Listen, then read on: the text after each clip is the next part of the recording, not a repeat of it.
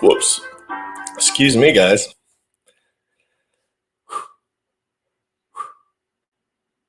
I don't know what's going on in this world anymore.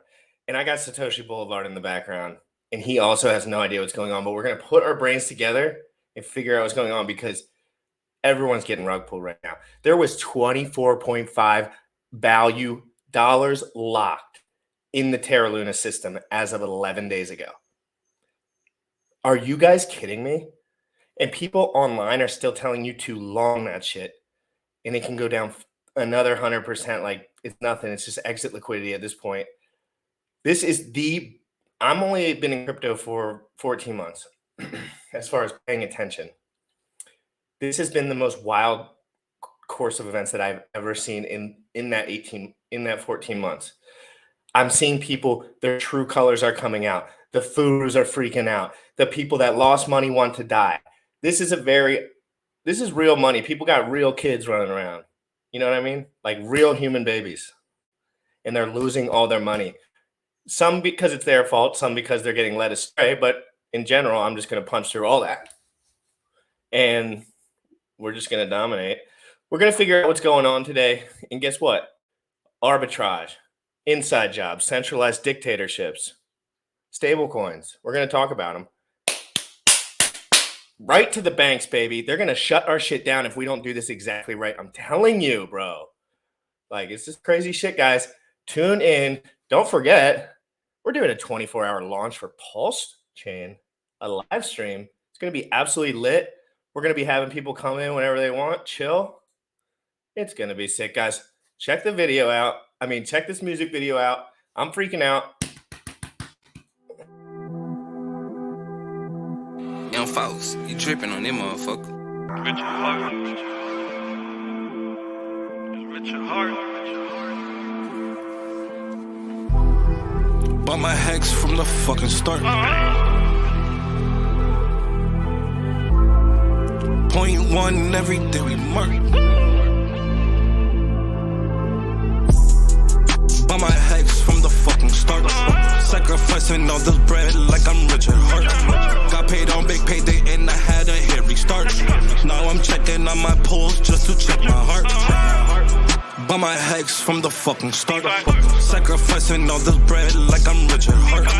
Got paid on big payday and I had a hair restart. Now I'm checking on my pulse just to check my heart. Checking my MetaMask moving. Look at the hex, he is mooning. Looking at wives they be choosing. Peter is why they be losing. Pull chains out and they'll get me a check. He's gas up and it got me a mess. Remember the times he died collect. Hex I been eating, I'm dying in the best. Getting this back like a year ago. Getting this pulsechain lingo. Swerving the ring like a Lambo. Getting this back like a year ago. Getting this pulsechain lingo. Swerving the ring like a Lambo. Bought my hex from the fucking start. Girl flexing all this bread like I'm Richard Heart. Got paid on big payday and I had a hair restart. Now I'm checking on my pulse just to check my heart. Bought my hex from the fucking start. Sacrificing all this bread like I'm Richard Heart. Got paid on big payday and I had a hair restart. Now I'm checking on my pulse just to check my heart. Richard Heart. Richard Heart. Richard Heart. Richard Heart.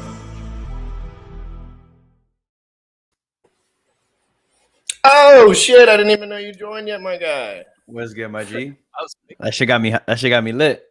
Dude, tell me that song ain't lit AF. It's kind of brainwashed CITM vibes, but I love it. Yeah, that beat is hard. What's up, Toshi? How you doing, man? What's up, boyo? Chilling. Playo, check up. Are you good? We don't know what you're invested in. Obviously, we don't know your life, but like everything good over there. We know there's a lot of men. Yeah, man. In this world. Thankfully, everything's good. Yeah, well, believe it or not, I was invested a bit into Luna, and it's crazy, man. Like I didn't have a lot in it, so it was like a very little amount, but I did put a little bit when I was learning about the project. So I put money in. I used ANC. I used Anchor Protocol. I did the whole nine, maybe like a couple thousand. Which right now I still have it there sitting. I haven't really touched it because for me it's not really like a main investment. It's just like a diversification, I guess, if you would even want to call it that. But it was one of the only other protocols I had my eye on, to be honest. And it's pretty crazy that it ended the way it did. And then now looking into how Richard's talking about it, the community's kind of referencing it. I mean, I have no problem with having invested in it to begin with because it was my personal decision. But there's a lot of learning opportunity, whether you invested in it or not. There's a lot to learn from what happened. So I'm pretty. But boy, is that a Star Atlas shirt, bro? It is, bro. I got this at the F1 event with FTX on the grid. Feel me? I'm God so damn, sponsored. you're rolling dirty. Like you're rolling dirty. It's down not a there, like, sponsored shirt. shotgun I knew you were F1 gonna say event something. and I shit. feel like a gamer right now. I feel like I'm like promoting something, You but I'm look not. swaggy, kind of. Thank you, Like, homie. I appreciate it. But yeah, I'm not promoting anything. This is just a shirt that I got, and I was like, Oh, fuck it, I Were you at the F1 races? got ship yeah, I went to the staking, F1 bro. race, bro. No, you didn't, dude. That is I so did. sick. Bro. It was fucking amazing, bro. It was super good. It was really fun, bro. Literally. Over 280,000 people in Miami. I've never seen that many people in one place. It was DJ Khaled really good. It's just on the fucking track. It was wild. Yeah, not 280,000 people at one crazy. time, but throughout the weekend, that many people came. The races were phenomenal. I mean, it was just really good. Logistically, it was a nightmare though, because everything was so far, bro. This campus was over 2 miles long, like from one end to the other. So you were just walking the whole fucking day. Like, so yes, the race is an hour. That and drinking, bro. Oh my god, bro, drinking like crazy. We were drinking margaritas, Red Bulls. Had a great. No, it was a great time though. I had a great time. Thanks for asking, though, Maji. I appreciate it, guys. Okay, so a top 10 crypto. We're going to talk about a couple things today. We're going to talk about stable coins. One, we're going to talk about we're going to talk about the market right now. Hex is at 12.4 cents right now. I mean, what is it? Something like that. Someone just popped it up. So, guys, just remember, this is actually serious stuff in general. I'm not necessarily worried for myself because I'm fucking broke pleb anyway. I don't give a fuck. But you know what I mean? Like, there's grown men with families and businesses. Everyone's in a different position, guys. And I just want you to understand, like, maybe I'm a little loose about this because I'm not balls deep in all this shit yet. But you got to understand, I know grown men that have been hit hard by stuff like this, and they will think about killing themselves. And it's for real. Because if you lose $1 million for your family and they look at you in the morning and just say, what happened? And you're just like, oh, Daquan rug pulled me. They're going to be like, who's Daquan? Yeah. It's a tough situation. You feel me? And look, I don't by no means do I want to undermine like what's happened across the world. Because like, let's be real, like during the pandemic, a big topic no one talked about, I feel like enough, was mental health. And it sucks because a lot of people are struggling from things other than this. And so I can imagine where, you have some people who are maybe coming off of this event and now getting hit financially like this. Maybe honestly, bro, I don't know about you, but I think we were talking about it last week. Like I did pretty well throughout the pandemic. I didn't really get hurt per se, but all those people who saw all that success, a lot of it was just like erased within the past. It was either like you were weeks. successful and it made you more successful just by the nature of the beast, or your business was completely in complete cahoots with that specific thing and you just lost everything. So guys like me were making unlimited amount of I had a business at the time, unlimited amount of money. Oh, and I can imagine the people in South Korea, bro. You know their the Chai app, right? Chai. Okay, so they have a payment processor called Chai. You mind if I share my screen? Yes, sir. Please, both of you, for the rest of the show. My computer's completely effed, so I won't be sharing my screen. If you want to pull up anything, please. I got you. How do I share my screen, bro? So at the bottom in the middle, it says Share Plus, and then it'll ask you what tab. You just click it. Oh, nice. And then I'll pull it up. As smart as I am, bro. It's the easiest things that are tough for you guys. Trust me. This is dumb proof, and you guys look right through that. All right, it's called Chai. What's a Chai payment? So while you're looking that up, Bitcoin dropping under 28K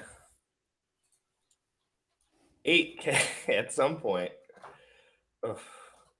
I mean, that, so I don't know if it's pure luck or the fact that like I don't tend to move greedy. So like when I see things that have mooned, I don't like hold out waiting for that super moon. I usually will just like start taking profits and moving them into something that is a better floor. I'm always looking at the floor, because you always need to know who's under you, and you need to be able to trust who's under you, or at least know where their greed levels are, where they're going to start to take profits. And that's why I like Fibonacci. Fibonacci and fractals together, it's like I could see it coming a mile away. But with Bitcoin, and Richard has said this number of times, like that 85% dip, like that's how I've been since day one. And it's fun. I think that's how I found Richard Hart. So I was doing a lot of like research into Elliott wave principle at the time, because how I found crypto to begin with was through mathematics. Like it was the mechanics of mathematics. I took a course. Actually, I didn't take the course. Somebody I knew from high school, because I'm a college dropout. Somebody I knew from high school needed help with their mechanics mathematics course, and they were like, "Yo, you're good at math. Help me with this course."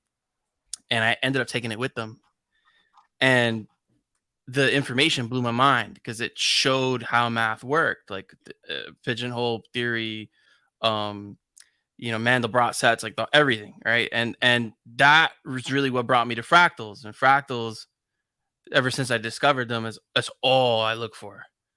And one day I was trading. I was on a stock group, like a stock signals group, and somebody said, "Oh, this just broke a fractal." I'm like, "That's my favorite word, bro. What are you talking about? And why are you talking about it? Like it's like price, like something having to do with price." Like, yeah, price fractals. I was like, "What?" So, Oh shit! You had like a moment where you were like, at a "Holy shit, moment, like math connects with." I literally start. like DM'd them. I'm like, "You need to show me this shit right the fuck now." That's And me to everyone in Hex. I'm just yeah, like, what do y'all know? yeah, so he showed it to me, and then I started comparing it to Bitcoin, because I was already invested in Bitcoin, but I didn't understand. Like, I knew Elliott wave principle was 3 steps forward, 2 steps back. It's still 1 step ahead. It's basically the mathematical concept of it, right? And if you think about it, like that 85% dip that always happens, that's like your 2 steps back, but it's always still 1 step ahead, because it's, we don't, when it's lower lows, we know that's bearish. When it's bullish, you still have that little bit of, stuff on the top. Is So it it's just fair to say that 90% of the people that speak about these matters, not 90% of the economic mass, but 90% of the people that speak on these matters on the internet are just generally people that have absolutely no clue, nor do they care, but they're just pushing some sort of brand as far as whatever business they're associated with? Yeah, either that or they're ATR guys. The average true range, like our average true range. I've never heard that one.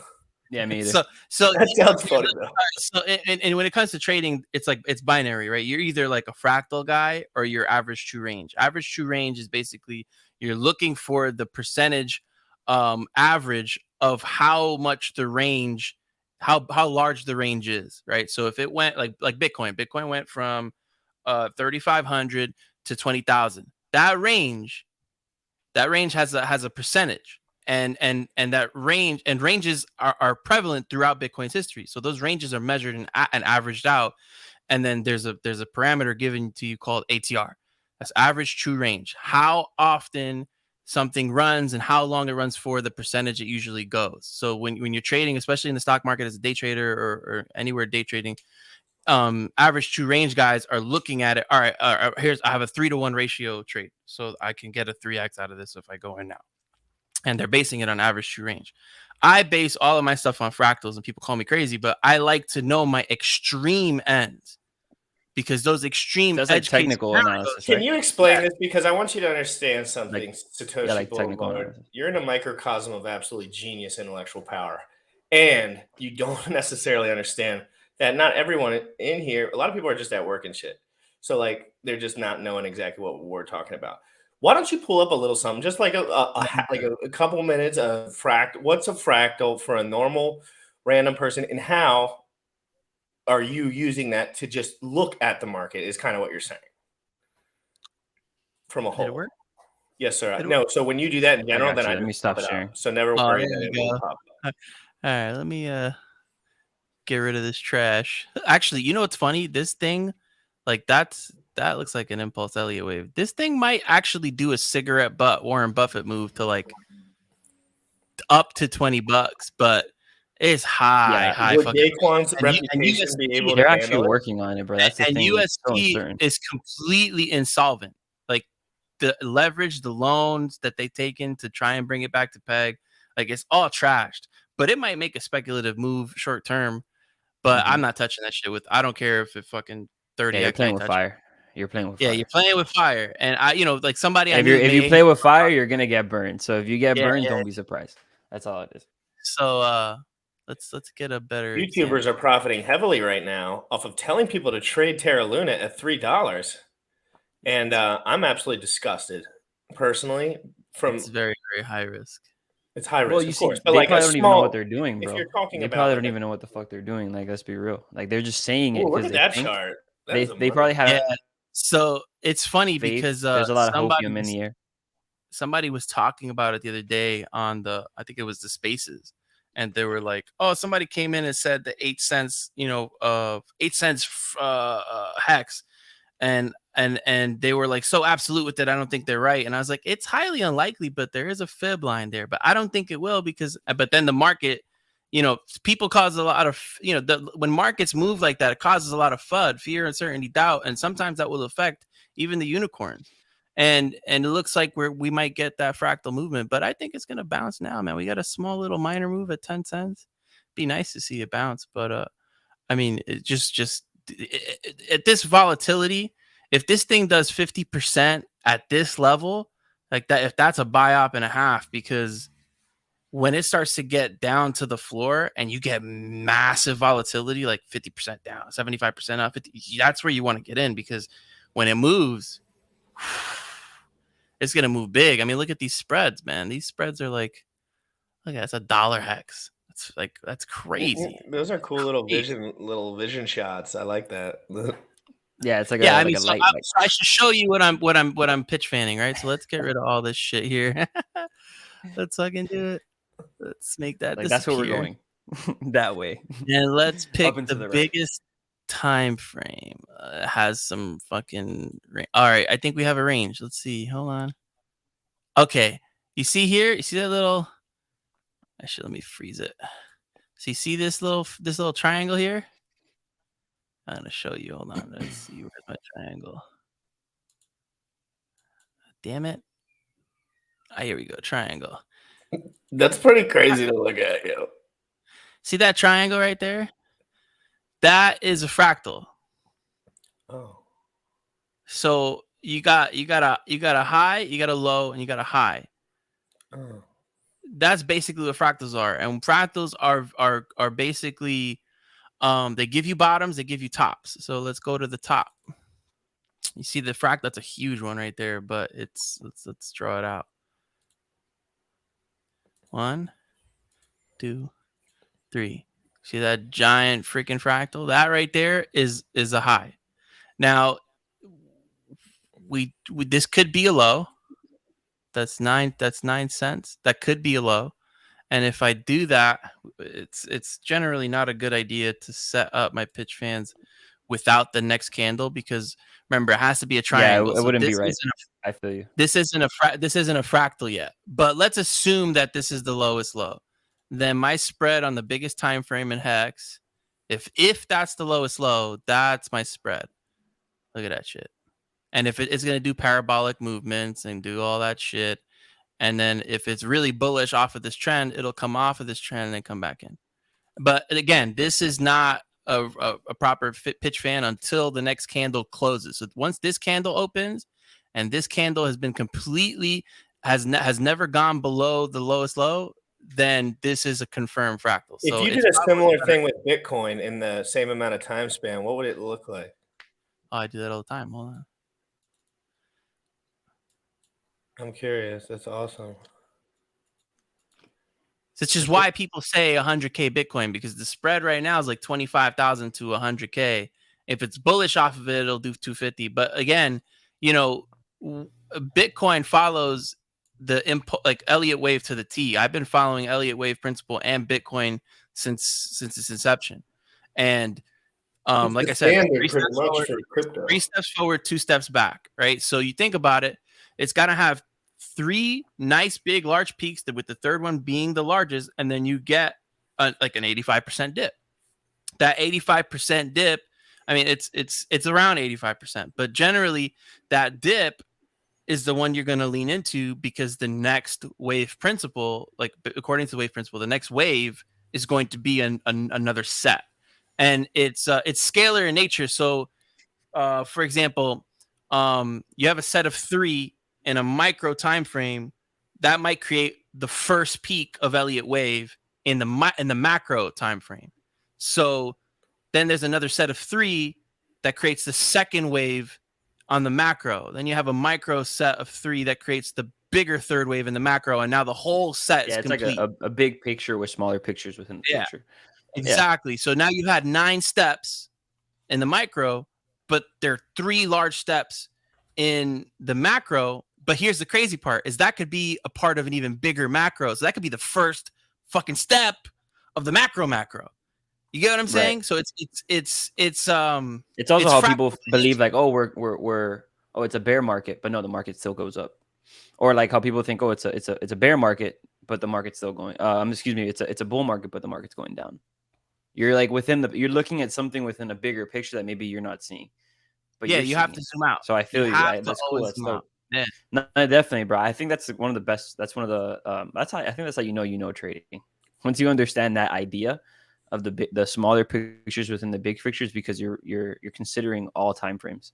You just need to be very aware of all time frames, and as long as you can do that, you won't be oblivious to what might possibly happen, because every possibility sways your bias at the end of the day. Right. So this is where like where I just did this pitch fan. Here's where things get binary, right? So I'm gonna take this. God damn it. I'm gonna sit here and listen. I'm gonna put my camera down for 1 second. I have to answer a few questions, and I don't feel like staring at my screen with my glasses on. So this is where it gets binary. Whenever you have a retracement, I have a strong opinion that when it retraces, it does one of 2 things. It will continue, which indicates that the trend is not over, or it will fill, which means that is a complete impulse wave. That means that it did its big dip. It's going to fill, and that's where you grab it. So I have a little mathematical formula that I've attached. It's like a numeric pattern that I've attached to the Fibonacci retracement that price tends to respect. And you'll see it here. You could see Bitcoin is trying to approach the $31,000, 31.8 line. And you could see when it retraced, it actually provided a lot of support, right? And if you notice, the range that I picked was from price fractals that came before the actual price movement. So it's extremely predictive. You can use this to really kind of like look at the spread and see, okay. And again, like when I trade this model, I'm zooming out. This is a monthly time frame. This could take months to pan out.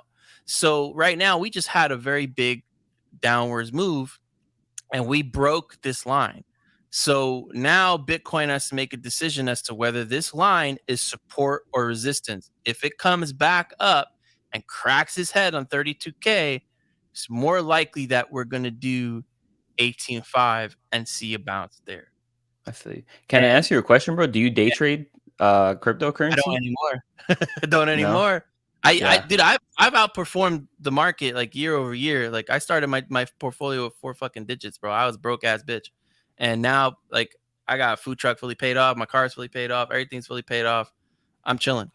You know what I'm saying? So, you know, for me, and I used to go crazy, like open leverage fucking longs 100x, but I would trade Forex or I can't stand Forex traders.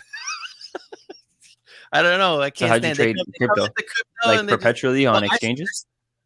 Yeah, I will do like I had Binance, I had the SafePal DApp, Bybit, the whole 9. Mm-hmm. But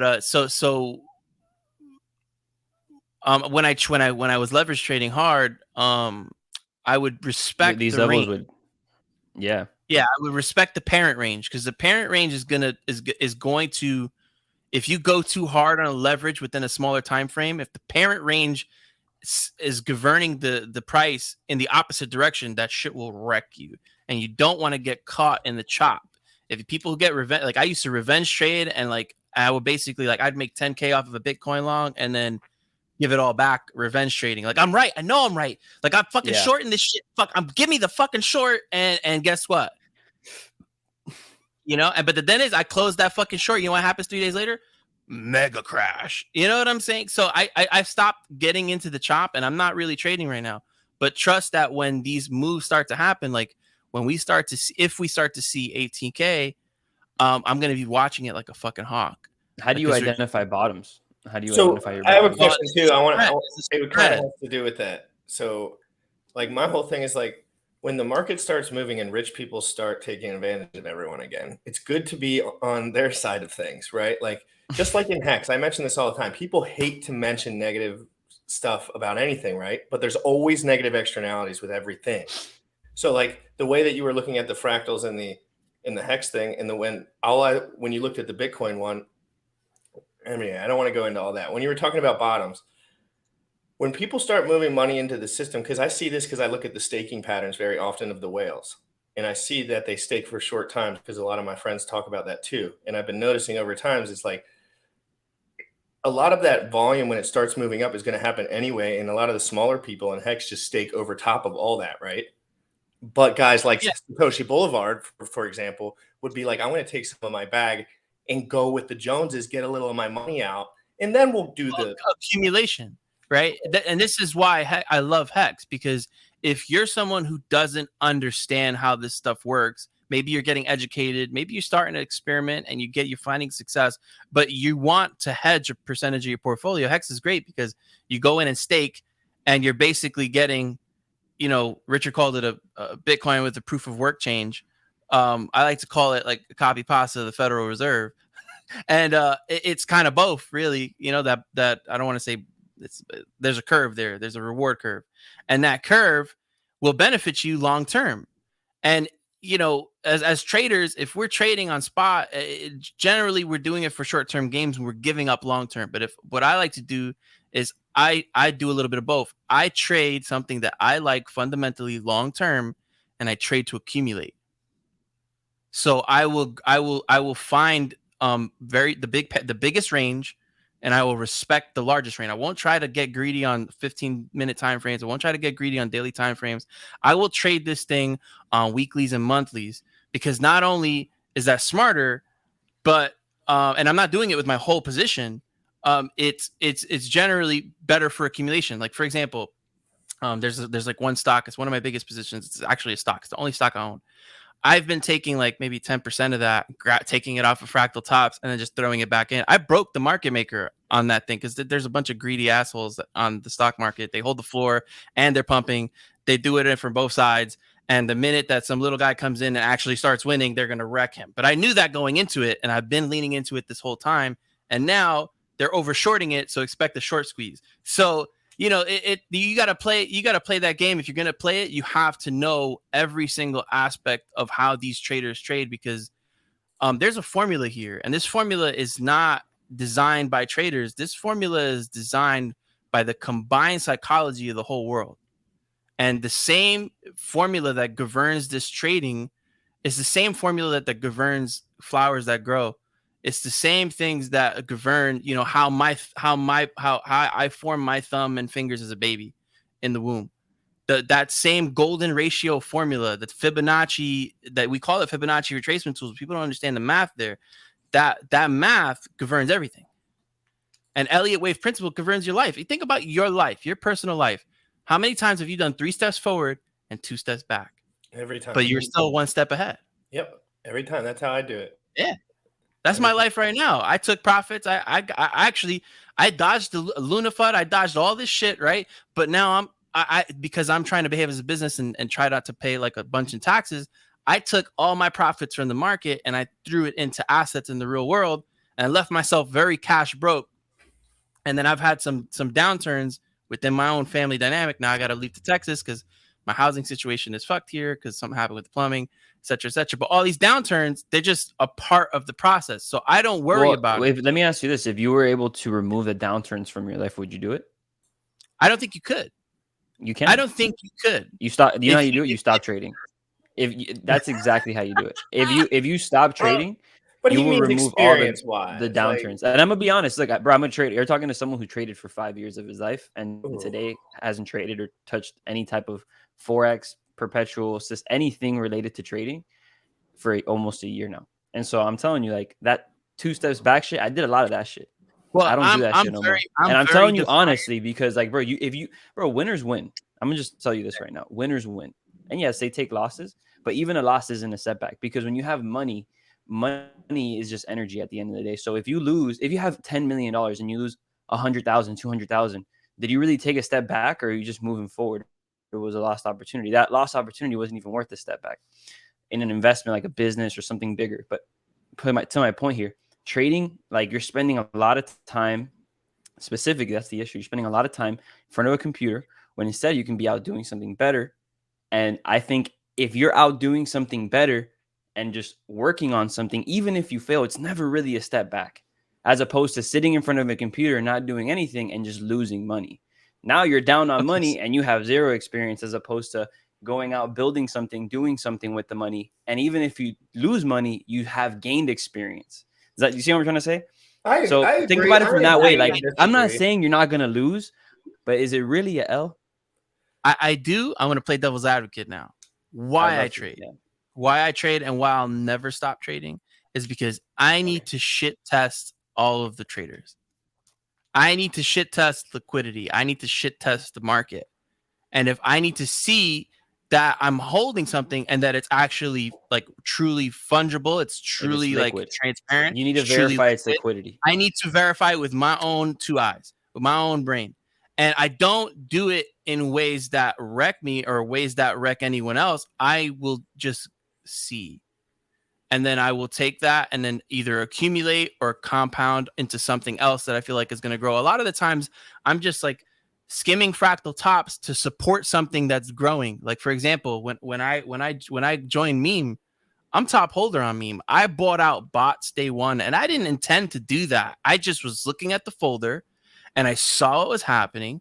I saw people jumping in. I saw the momentum of all these people, these little guys talking. There was like 70, 80 people in chat, like, yeah. And then I saw the bot. And I saw what the bot was about to do. And I'm like, yeah, see, these fucking bots are about to do what they usually do on the BSC. Hey I'm guys, going get the spammers out. Spammers to out. buy this Spammers bot out. And guess what? I bought that bot the fuck out. And it's probably going to send us a Fibonacci level up sooner Let me than jump in the middle of this real quick. Let me jump in the middle of this real quick Yeah. because I'm on both sides of it. I understand that there's tactical advantage to doing things that the rest of the market doesn't do, but you have to be also in a position to do them. So I think what Puel is saying in general is just like the right thing, like to me, like in general. But some Yeah. people like to geek the fuck out on the computer all day. Like it's true. Yeah, like, you have nothing better playing to with do. your- I feel like that's playing what with it your is. Like, kids, playing with your kids and shit yeah, is rough. Like, and also we all have like not I rough got as far as not four, so- amazing, but like I'm not for you. I'm saying in general. I'm talking about myself. I'm right. putting myself in the position of somebody that has a lot of shit going on and all that. I love this shit. It's the most interesting thing to me in the world. I don't trade anything, and I never have. I work out twice a day, and I have a large thing going on otherwise. But at this, like that's my other thing that I do. But I think what Puel is saying is right. I can stake and add money to my pool, and if I even have enough mass, I could stake for 2 months perpetually, right, on an immutable contract, and basically front run a lot of the cash. And that's what people do. But it just is a healthier system than Bitcoin because there is less sell pressure, technically. Yeah, there's like look, not let's as talk much about sell that. pressure as By Bitcoin, you and Bitcoin trading still and did trying to amazing. validate, bro, by you trading and trying to validate, like, hey, is this really liquid? Does this really work? If everyone around you has that same mentality, like, hey, does this really? All you're doing is just you're buying and selling. You're adding more sell pressure to an asset you ultimately want it to go up, whether it's the dollar or whether it's anything. Like, there's people who short the dollar, and the dollar is doing very, very well. You feel me? There's people who short gold just because there's a selling opportunity. So those markets in which you sell against something, like just I think short selling altogether is fucking pointless. I think it should. I think it should be illegal because you're that it should be. It shouldn't be around. It's just another way for people to manipulate the market once again and take advantage of something and wreck people because that's really what it is. Yeah, and if a little guy tries to short, expect all the market makers to like. But it's kind of like the point you brought up, right? Like all these different ideologies turn into this one massive idea, right? This massive like kind of overlooker. Like if you think about it, yeah, you're here. Look, there's people there testing for liquidity. There's people there that are day trading. There's people there that are long-term investing, through perpetual futures or whatever. All those people are involved in the market. But there's one big guy looking up on every single trader. There's institutional money, whatever you want to call it, looking up at every single trader ready to dump and ready to buy like massive amounts of cash that's going to manipulate and move the market. And so that's my point. Like, there's an overseer in all of this. I would rather play the overseer Yeah, and move with the but overseer than to move with the trader. Like, yeah, you're making money today, bro, but let's be real, bro. Like, I'm sorry. Like, I think a lot of traders, I'm not talking about you now. I think a lot of traders, specifically people that I used to trade with or whatever the case may be, like people maybe I've experienced in my life, they do it because they honestly don't have anything better to do, bro. They think it's like the thing they should be doing, when in reality, bro, you can be just investing your money and then learning and studying like Jim Rat. Like Jim Rat has his money invested and he just studies and learns. By the time the money touches his bank, or by the time the money or the financial energy becomes more than what it's worth today, the version of Jim Rat with all that financial energy is going to be able, bro, you're going to take over the world. You get me? Like, I but need it's because so little money to survive. So little. That I exactly. literally And so that's even little better. that it's like I can study for I told myself, I'll give you 8 months, bro. Just study. Just 8. Like for me, this is my position as where I'm at right now. Like y'all studied at 18, 24, at different ages, everyone starts, right?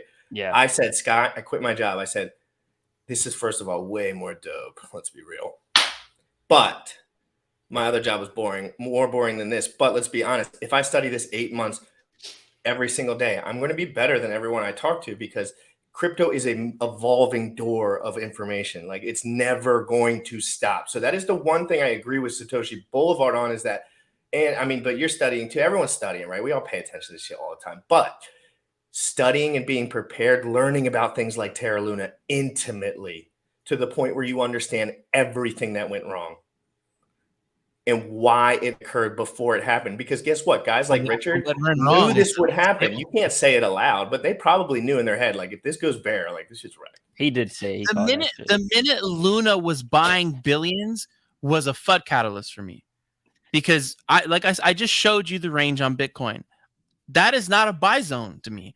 Even if it were to bounce right now, right? That's not a buy zone in this range. That's highly risky to do with billions of dollars of people's money. So it was gambling the same way Sailor is gambling, the same way all of them are gambling. And it might be that they're gambling for the long term to get people to follow their moves, so that way the bigger money, the ones that's hiding behind the curtain holding trillions, can get their exit liquidity and create these waves. So when these things happen, yeah, they're building orders. Yeah, I'm not paying attention to it. I'm paying attention to my range. I'm paying attention to my 8-month range. I'm paying attention to my 4-month. I'm paying attention to the parent range and seeing what that thing is going to do.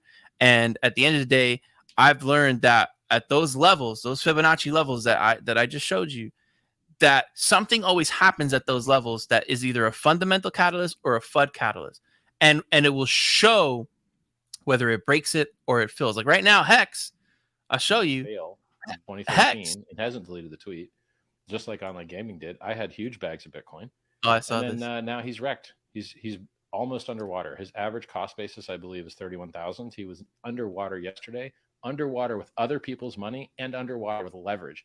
He took on leverage to get long at 46 or 48.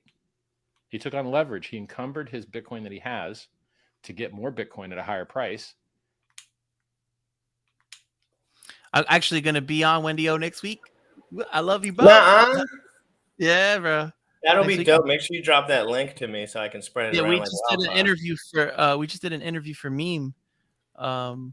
So it's just cool. Like we literally recorded that like 2 days after the Richard Hart interview. I'm like, I can't believe that I'm talking to Wendy O 2 days after Richard did. Like, I feel like that's like an accomplishment. You know what I'm saying? It's crazy how like a degenerate asshole like me is just like able to hang with these fucking people. No, you're not a degenerate. Degenerate assholes I'm are a the degenerate people now. asshole for life, No, bro. they're If the I'm a people now. billionaire Those are the and I'm a people now. Like, degenerate you don't go to asshole, school to I'd be be- smart anymore like that. Like you got you Yeah, got to be a college dropout, degen. baby.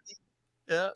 Degens will rule the world. The smart ones, at least, like not the ones that obviously like do stupid ass shit all the time, but the degens. Yeah, that I just think pay you attention got to be very careful close. with that word.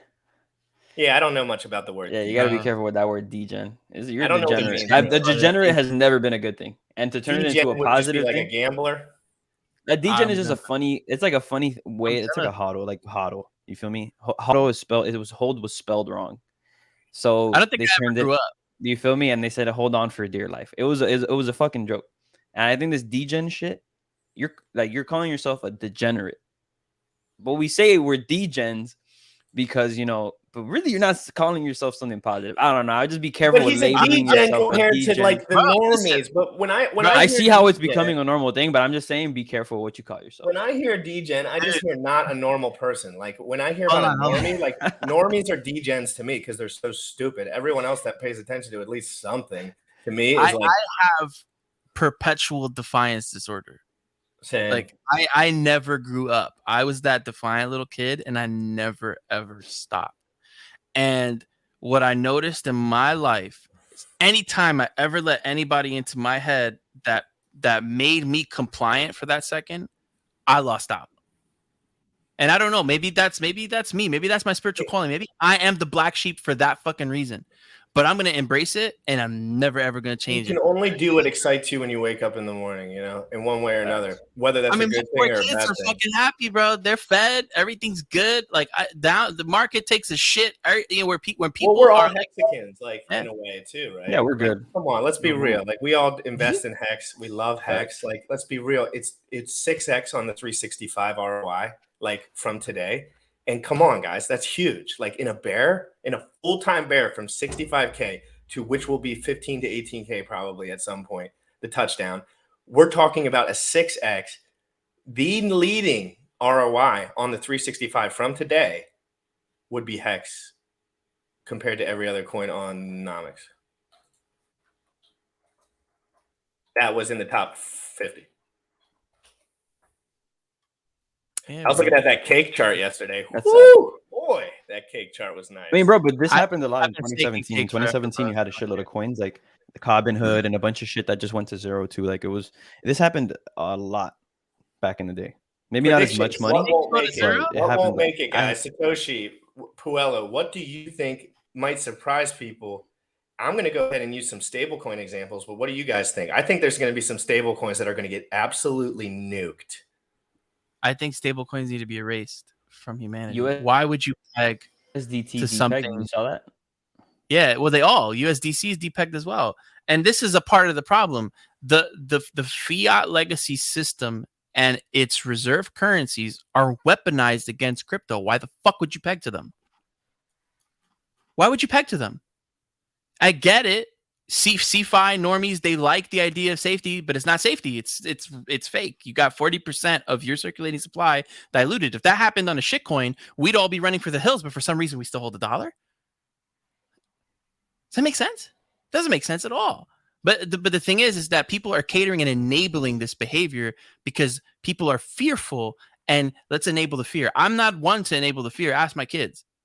I'm not one to enable fear. If they're afraid, I'll get upset at them. Like, why are you being afraid? That's just a spider. That's just an ant. That's just this. That's just that. That you don't have to be afraid of that.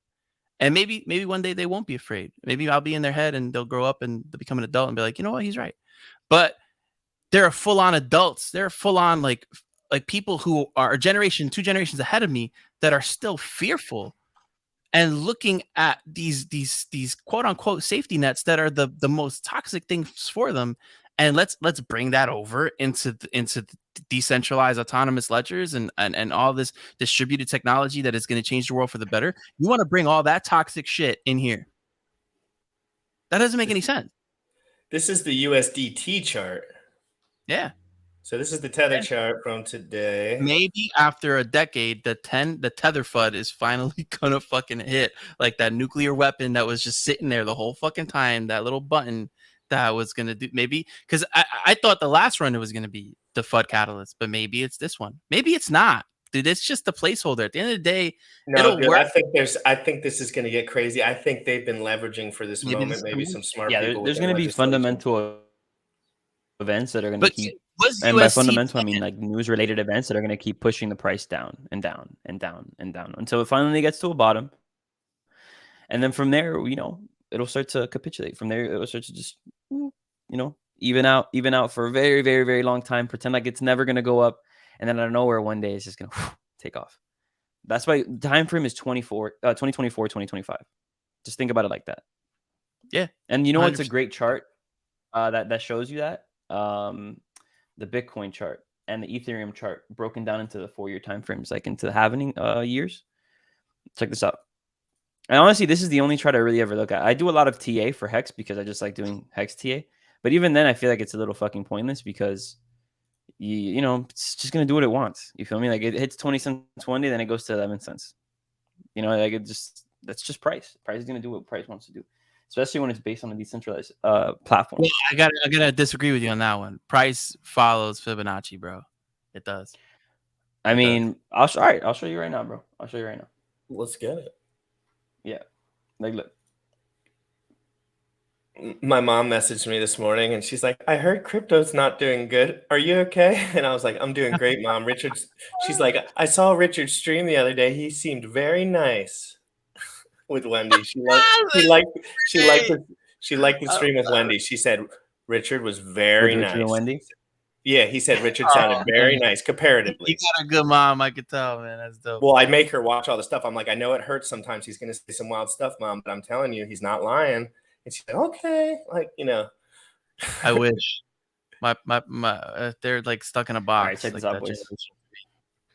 Well, they see my accounts now growing and they're like, okay, Richard. Guys, so explain what we're looking at here and what your point was about kind of the way the market's moved in your opinion. So this is in my opinion. This is how it moves. Like, and this is you do broken down. Nice. Yeah. You feel me? Like this is something that I was taught to me, and you're watching the halving cycles against the logarithmic. That's smart.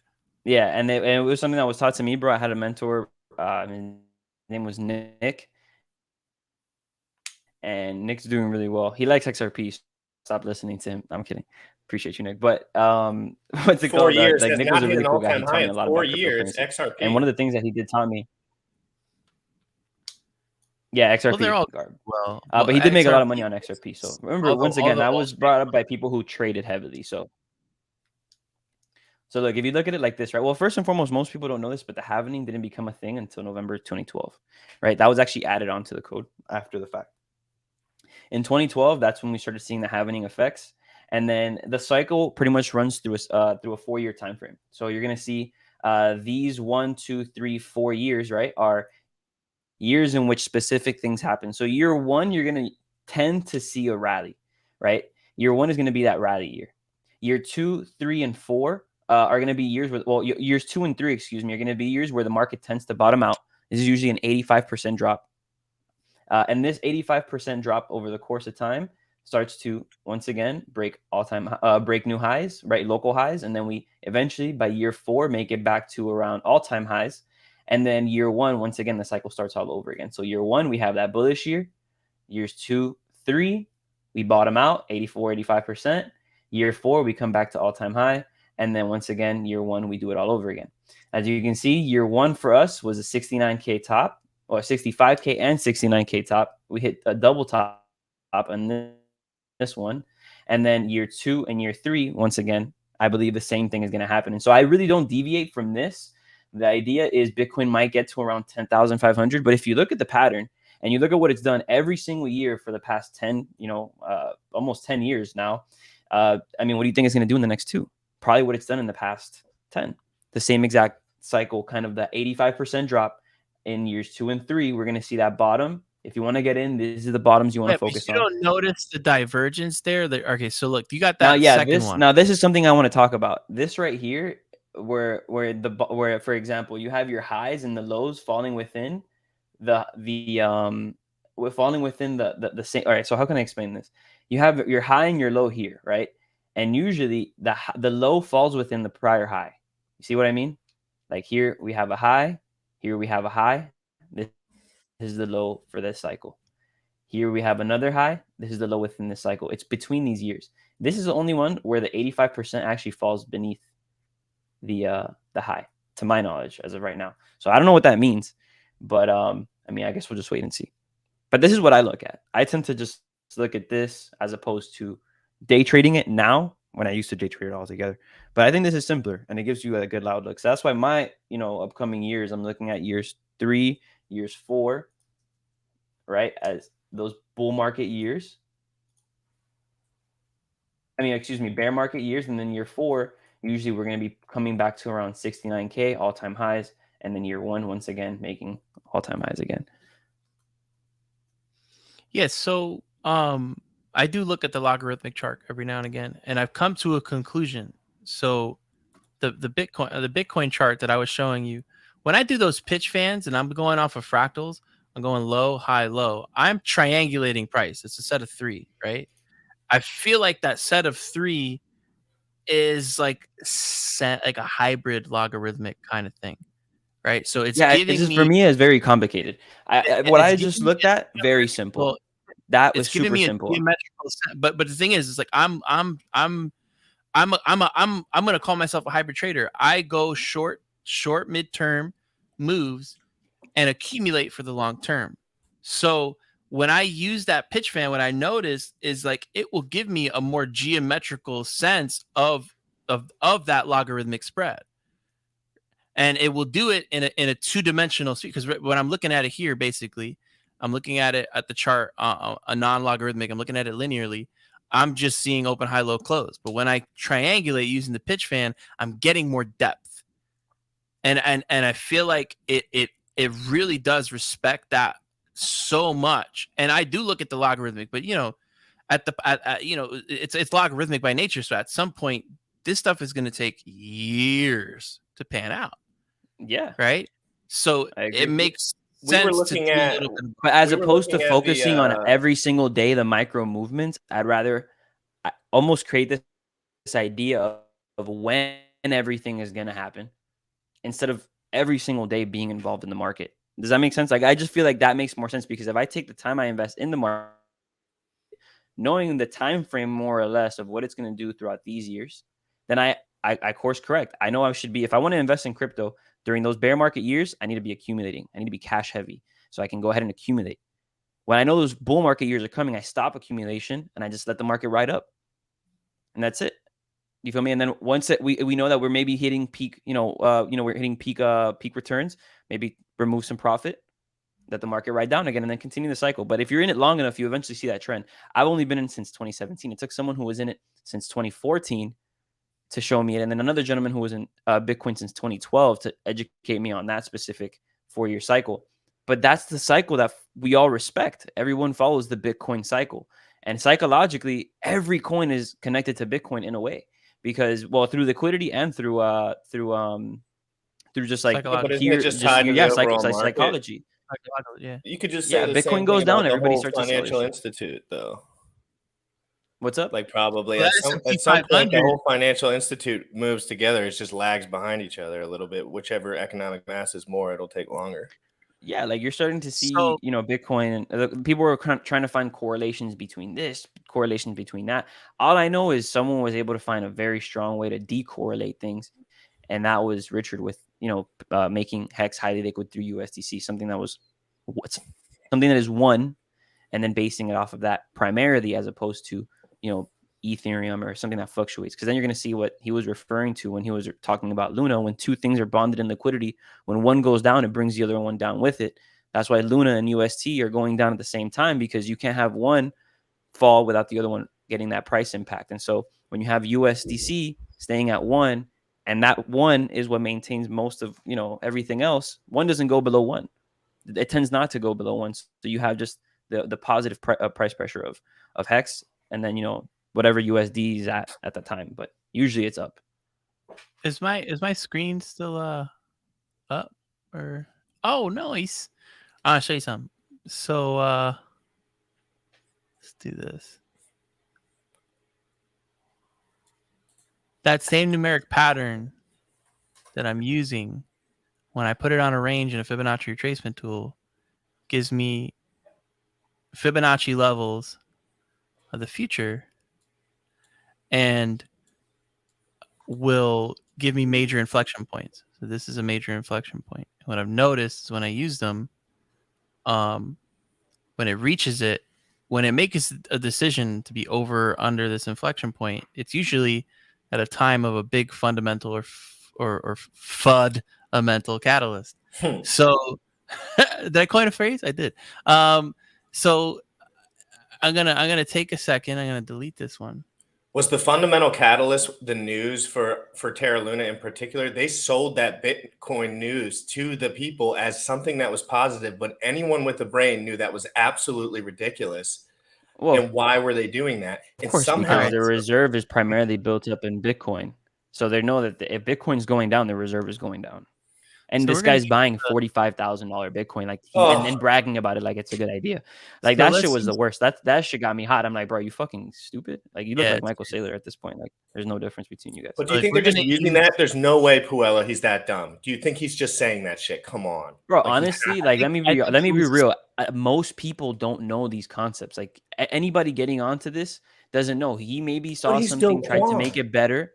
Doesn't matter who the fuck he is, bro. I don't care what his name is. He might know a lot, but he didn't know that, and that's all he needed to know that it But wasn't I'm gonna work. saying, what if he did Period. know that and he purposefully is tied to the bank so everyone Well, if can he get did, then out? we'll figure it out. Only time will tell. But I mean, to the True. end of well, the, I mean I'm gonna give the him the benefit of the SEC doubt with the way he's being. You feel me? He's always come off as a genuine guy, and he's always seemed to be that. But then again, every single I agree crypto with you asshole with that that. comes in and steals everyone's money looks that way. They all think we all think it's this great guy with this great background, and they never fucked anybody over. When in reality, they're these fucking this destructive ass people who have always been in the chats like under different aliases and different names. But well, only time will tell.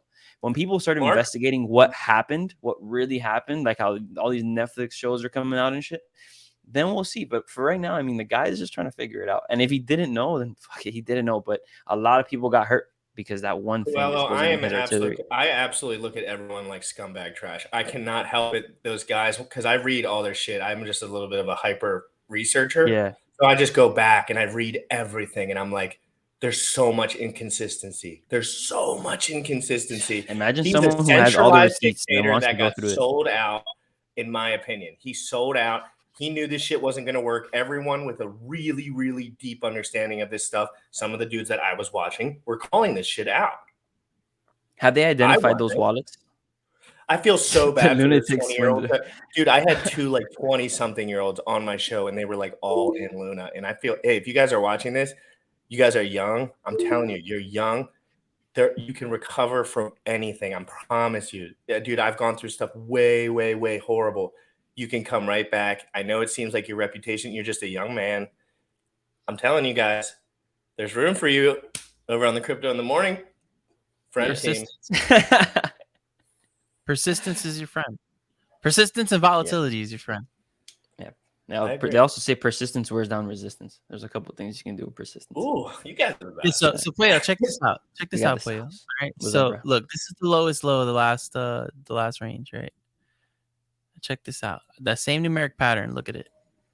Look at how much future price And respects look, bro, it. I'm gonna be honest. Like, you're showing me where price can go. All I feel like is like by me looking at the way the markets, I look at it, I feel like I know where the market is and where it's going. You know, like or when it's gonna do it. Better said. So instead of looking at where it's going, I'm looking at when it's gonna do what I think it's gonna do. When it's gonna go where I want it to go. Does that make sense?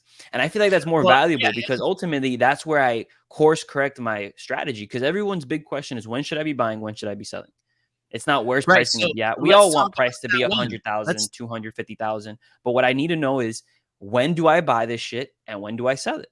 And so that's what you need to identify. That's what that chart identifies for me. Those bullish years, I'm holding and I'm not buying shit because I've Yeah, already and I'm leveraging I'm gaining off of what I've accumulated during those bearish years. I'm holding or I'm buying and I'm accumulating that pullback, whether it's 85% or it's 60% that year or 50%, doesn't matter. I'm accumulating that pullback the same way I've done it with Hex. I'm accumulating this pullback. I bought at 40 cents, I bought at 30, I bought at 20, I bought at 12. I'll buy at 7. You feel me? Like, I'm accumulating this shit because by the time I know 2023, 2024, 2025, we start to maybe see this market move back up again. It could be sooner. I don't know, bro. But when it does do it, I'm going to be ready and I'm going to ride these profits. But that's all I need to know. You feel me? And in the meantime, I'm going to be here with my boy Jim Rat talking some shit, learning new things.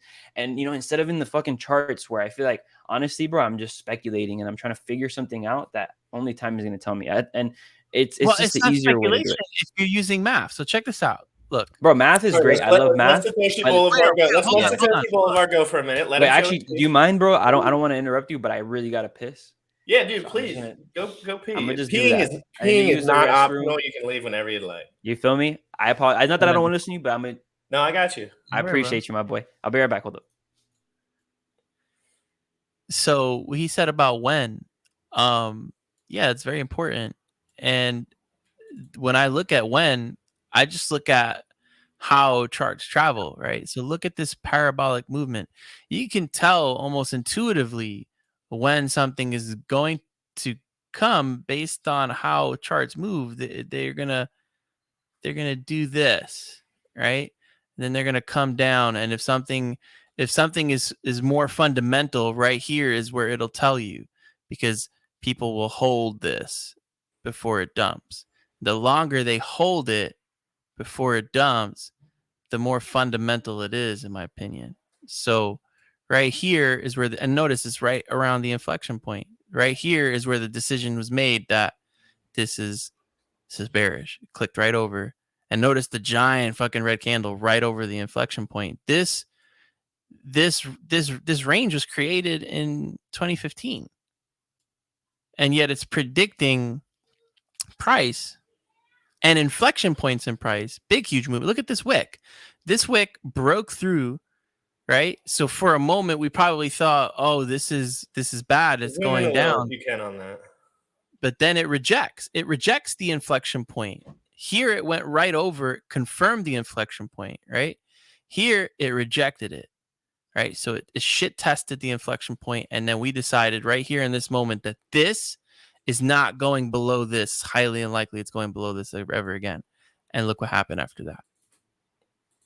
Now let's do the same thing on this range, on this actual impulse wave. So let's take the lowest low. Let's see, the lowest low would be right here. Let's see, is this one? High, 41, 41.8, 41.8. Yep, that's it right there. So let's do it. Let's see, 1, 2. Look at that. Look, it's right on that line. Look at the volatility on that line. And that's the end of the cycle. You see? So it came above it, boom, went down. Tried it, tested it, did a confirmation off of it, but Bitcoin has confirmed bullish and then went down a whole 3 levels in the past. So I tend not to really lean on bullish or bearish confirmations for Bitcoin. Was that pretty obvious with the Bitcoin double top? I mean, I know everyone was going to say Richard was calling it out, and I mean, he actually definitely was at some point. But it was one hell of a fake out, bro. Like, even for a second, I was like, "Damn it!" Because I thought, like, if it was 3K higher, moves in threes, right? I said 3 steps forward, 2 steps back, right? So 20K to 60K is a 3x it's a 3x move. So I thought that was it.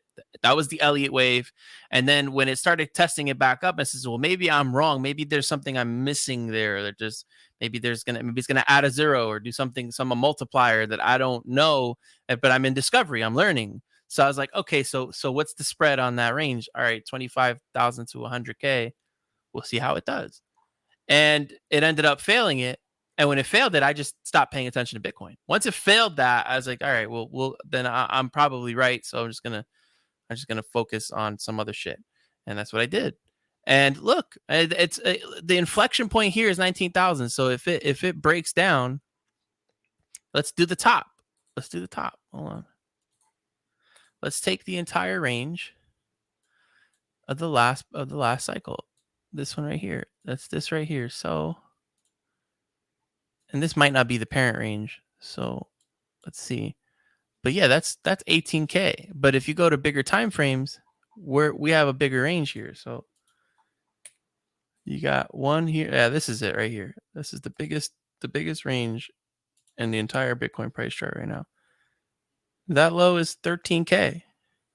And if it does like a little, micro dip off of that, let's see what the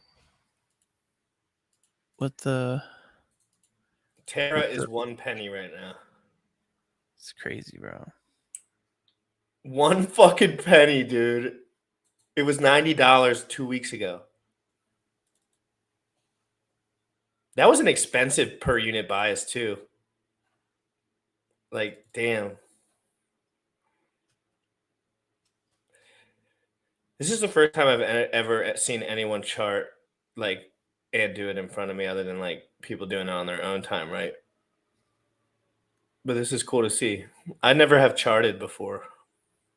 Yeah, so I think the over under is somewhere around 13K, and that's even if Bitcoin still has fundamentals by then. Because remember, proof What of do you work. mean by that? What do you mean by that?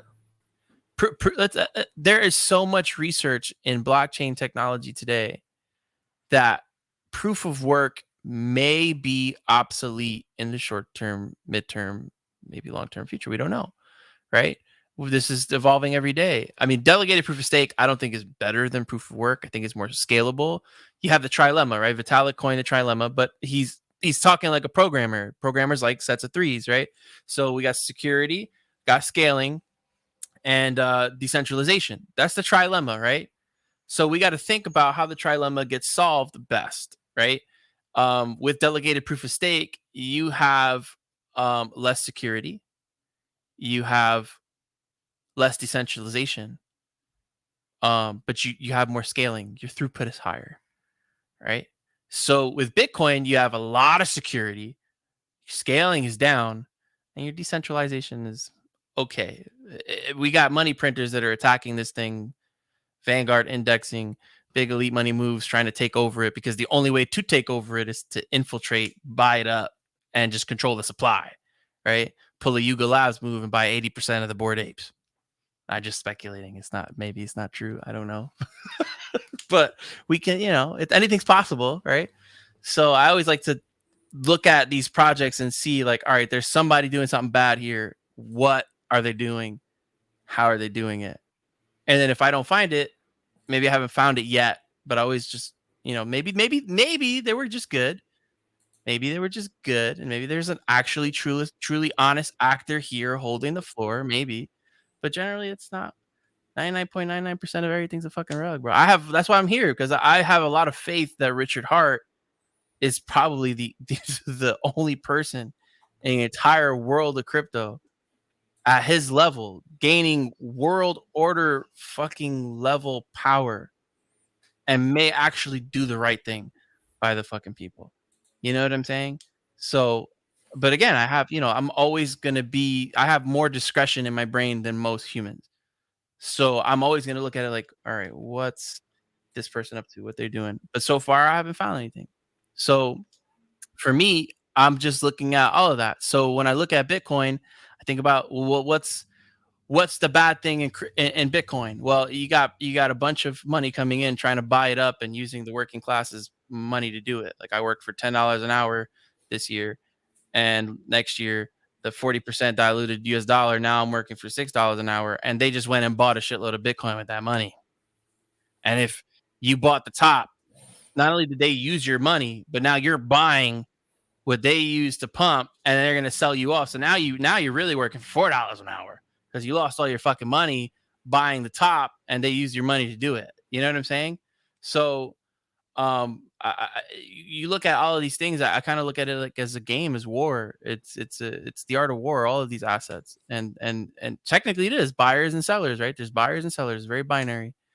And I just try to stay focused on that. And Puello may not agree with me being a trader, but I'm gonna be a trader for life. And that doesn't mean that I think Puello just really likes peace of mind when he's doing his day-to-day shit, and that's just not really but the thing is, my life has never ever taught, like, one thing I've learned from my life is that peace of mind, if you have it, you're never gonna have it too long. There is this world is eat or be eaten, and it wants to change for the better, but the only way it's gonna change for the better is if people who have been through the eat or be eaten world come out and say, like, yo, let's just redesign it for a little while. But then what happens is that just creates a cycle, the boom and bust of the world. I mean, look at it now. We have the US and the US dollar is the best performing asset in the last a couple hundred years before Bitcoin, right? And look what it's done. It created all these safety nets. It created all this peace of mind for people. Now something has come that has disrupted that, and people are so fearful of it that they are in full denial of their safety net, but not being a safety net anymore. And because of that, they're going to suffer. I think that perpetually putting yourself through uncomfortable situations to learn how to maintain a cutting edge is how you survive. It's how you survive. I mean, how do you gain muscle? How do you gain muscle? You go through pain. Well, no, it's, I'm going to be honest about the muscle thing. I'm absolutely neurotic and absolutely have OCD issues. And I have problems, and this is just me. I'm going to be 100% raw with you guys. Like, I'm a human. This is just my experience. I have trouble presenting myself to anyone if I don't look absolutely perfect. And that is a problem of mine. I have my brain does not stop churning in that way. That's how I survived when I was young. Like that, you know what I mean? That's how I learned how to adapt, because I didn't have any other skills, right? I thought I was an idiot. I was a jock, right? Like I was just trying to move and make my shit happen. And I just brought that kind of thing to this field for the first time, because in my world, that's normal. That's like how everyone is. But in this world, no one's like that. They're all like, well, not no one, of course. Everyone's different. But you know what I mean? Many more of them are just like, have a family, even if they're loaded. And I'm like, it's a different vibe. Like, everyone's so different. It's just like, it is just all about experience at the end of the day. Like, the reason things don't bother me, I got hacked for everything I was worth 100 days ago. I didn't lose sleep for 10 minutes because I didn't really give a fuck, to be honest, because I was so new. I still didn't know what was going on. You know what I mean? And I knew it. I was clear. I'm not a dummy. I knew I didn't know what was going on. I was asking questions. I was getting decent answers. I was like, fuck this. I'm doing this myself. And then I started the show, and I get guys like you on so I can ask them whatever the fuck I want, right? Rather than having to sit through Twitter for people that pretend like they know what the fuck they're doing, but they've never provided liquidity. They've never done any of these things that they're experts on, right? But so that's why I started the show. But I know what you mean. Like, things don't bother me in a way, because it's like, if I start over, I could just do it over and over. I could start from zero every day with no problem. Hey, so Puello, I'm gonna take a page out of your book, and I'm gonna stop trading and go do Pokemon Club with my kids. So guess what? When I get home, I'm coming back and I'm gonna continue fucking trading. Do your thing, Pippin. Hey, more power to you, bro. It's always good. That's the beauty of it, man. I just want to learn, man. And the only way to learn is to skin your knees, bro. And the more I skin my knees, the less I skin my knees, bro. God bless you. I pray everything goes great for you. And you feel me? Like, there's never any ill will, but for the most part, it's like it's the same reason like why Richard tells it, or why people speak from their experience, because they know they've recognized one way of living, and then they recognize another. And there's benefits, and there's also drawbacks. But if you feel like the way you see things is a benefit to your life, bro, and I can never push that down. You feel me? So respect to you, my brother. Like, completely. Bro, I appreciate it. And regardless, you feel me? Like, trading is still very great, because if it wasn't for trading, I wouldn't know what I know now. It's just, maybe there's different routes you can take, and what those are, we're figuring those out. The education is still developing, because the more I trade, the less I trade. The more I trade, the less I trade. Yeah, like, for example, like, I really want to help people. You're right. Like, look, personally, bro, I really want to help people understand the financial world without having to dive into trading. Because I feel like if you can do that, you can remove people from a lot of pain. So that's where I feel like my education is focused, where I really want to help people kind of get there without having to go through the bullshit I had to go through. Because ultimately, like, yes, it did give me a lot of good things, but I feel like life could have been better had I just focused on one thing and not deviated from the one thing that was the best thing. You feel me? That's just the way I feel about it. But once again, difference in opinion, other stuff. Nonetheless, yeah. So I appreciate you. All right, guys. I'll see you. Hey, man. I hope you have a wonderful day. We're going to do the pulsechain 24-hour live stream. If you can get on for 5 or 10 or 20, 30 I'm minutes. there, bro. I'm there. Either of you guys. Like, I know you'll be busy doing your shit, but like, yeah, guys, pulsechain 24-hour live stream. I don't plan on making many moves other than keeping my security as tight as possible. One left. Be easy, my G. Yeah, I don't plan on doing too much other than keeping my security as tight as possible, so I'm willing just to be on stream for most of it, and it'll be a good That's time. gonna be I got dope. I'll Justice join you, bro. Hill's coming on, NFL dude on the Ravens that loves Hex. We got Super Hex Wins coming on. I'm getting all these guys that Hey, won't come boy. on normally to come on then. I was trying to help him find a watch. He's been looking for a watch. He posts about it every day, bro. And these guys, bro, That guy is addicted to watches. He's addicted to good times because all he does he is loves his watches. chilling, running around, having a good time with the family. And he always nails it with the social media on Hex. Like he just gives you the straight percentage. He's like 38% on the year, this, that, and the other. Puts it right in your face. Like I love his content. His content, honestly, like I started seeing it organically on TikTok. I was like, wow, like this thing's working. I mean, probably because I'm also searching for Hex or like crypto related shit, but nonetheless, like it started appearing more often, and I was like, damn, this is fire. I It's want to better than ask you it's almost something. like programming your TikTok. You got to be careful what you're watching too, because you can program what like shit that you don't want to see on TikTok. Think about it like this: kids in China, they don't see what we see on TikTok. Their algorithm rewards them with other videos because it's the shit they like to watch, like whatever they like to watch. You know, I'm not gonna fucking say it like I know, but kids over here, they're addicted to dances and shit. That's not what they're doing out there. You know, I mean, it's China. I don't know if that's the best comparison either, but Well, think about it from VPN, any the other future country, of South VPNs Korea is or like anywhere. It's the same I want to idea. ask you a question about PulseX What's up, bro? and Cake. I'm sure you were around And when cake, Cake was doing its thing. pancake swap. Yeah. Okay. So like when that came, because I was checking out the price charts on that stuff yesterday. I was just researching, looking at shit, and I saw because I was comparing the top 3 price charts that people don't look at very often. I was Yeah. just doing like a little side video or something, like and one of them was Cake, and the price chart was absolutely explosive. And then I looked at everything and I realized we are dealing with something that's absolutely dangerously close to Cake, if not just better. The sell pressure, because this is what basically I've been learning about and thinking about a lot lately, because I've been just trying to add everything up. So the one problem with Hex is that it inflates Hex and then people sell Hex, right? Like it's like you get extra Hex to sell to keep your principal, and Yeah, that's but like a that negative that externality. inflation is also delayed.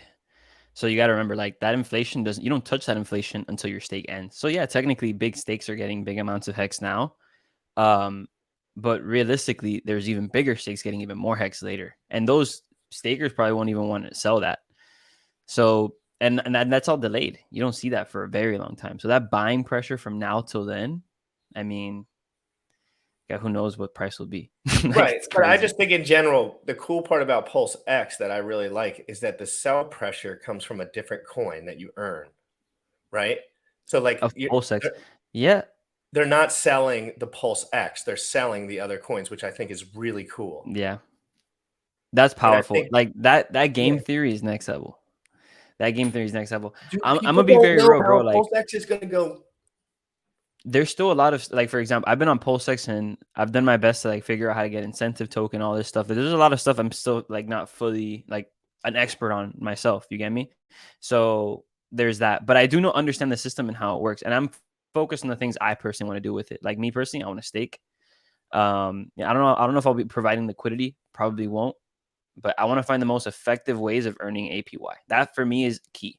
So whatever is going to get me that, I'm going to put most of my energy towards those things so I can be pretty much relying on that APY ideally. That's my strategy right there. Just using Dude, interest imagine and if living there's on game interest. theory on the incentive token. Imagine if there's built-in game theory we don't know yet about the incentive token that they're like, because people ask that question a lot. Because that's the one thing Cake doesn't Yeah. necessarily have. The incentive token, people sell it and it's great. But imagine if there was some like mind-bending game theory for the incentive token. Well, there's people that are going to definitely drop or airdrop coins to people who have incentive token. You know, like there's that whole that opens up a big world, bro.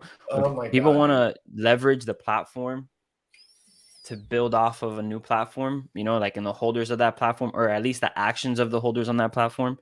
Like, you know, if you want to create a DAO, you can airdrop money to people who have money in a DAO Maximus. You feel me?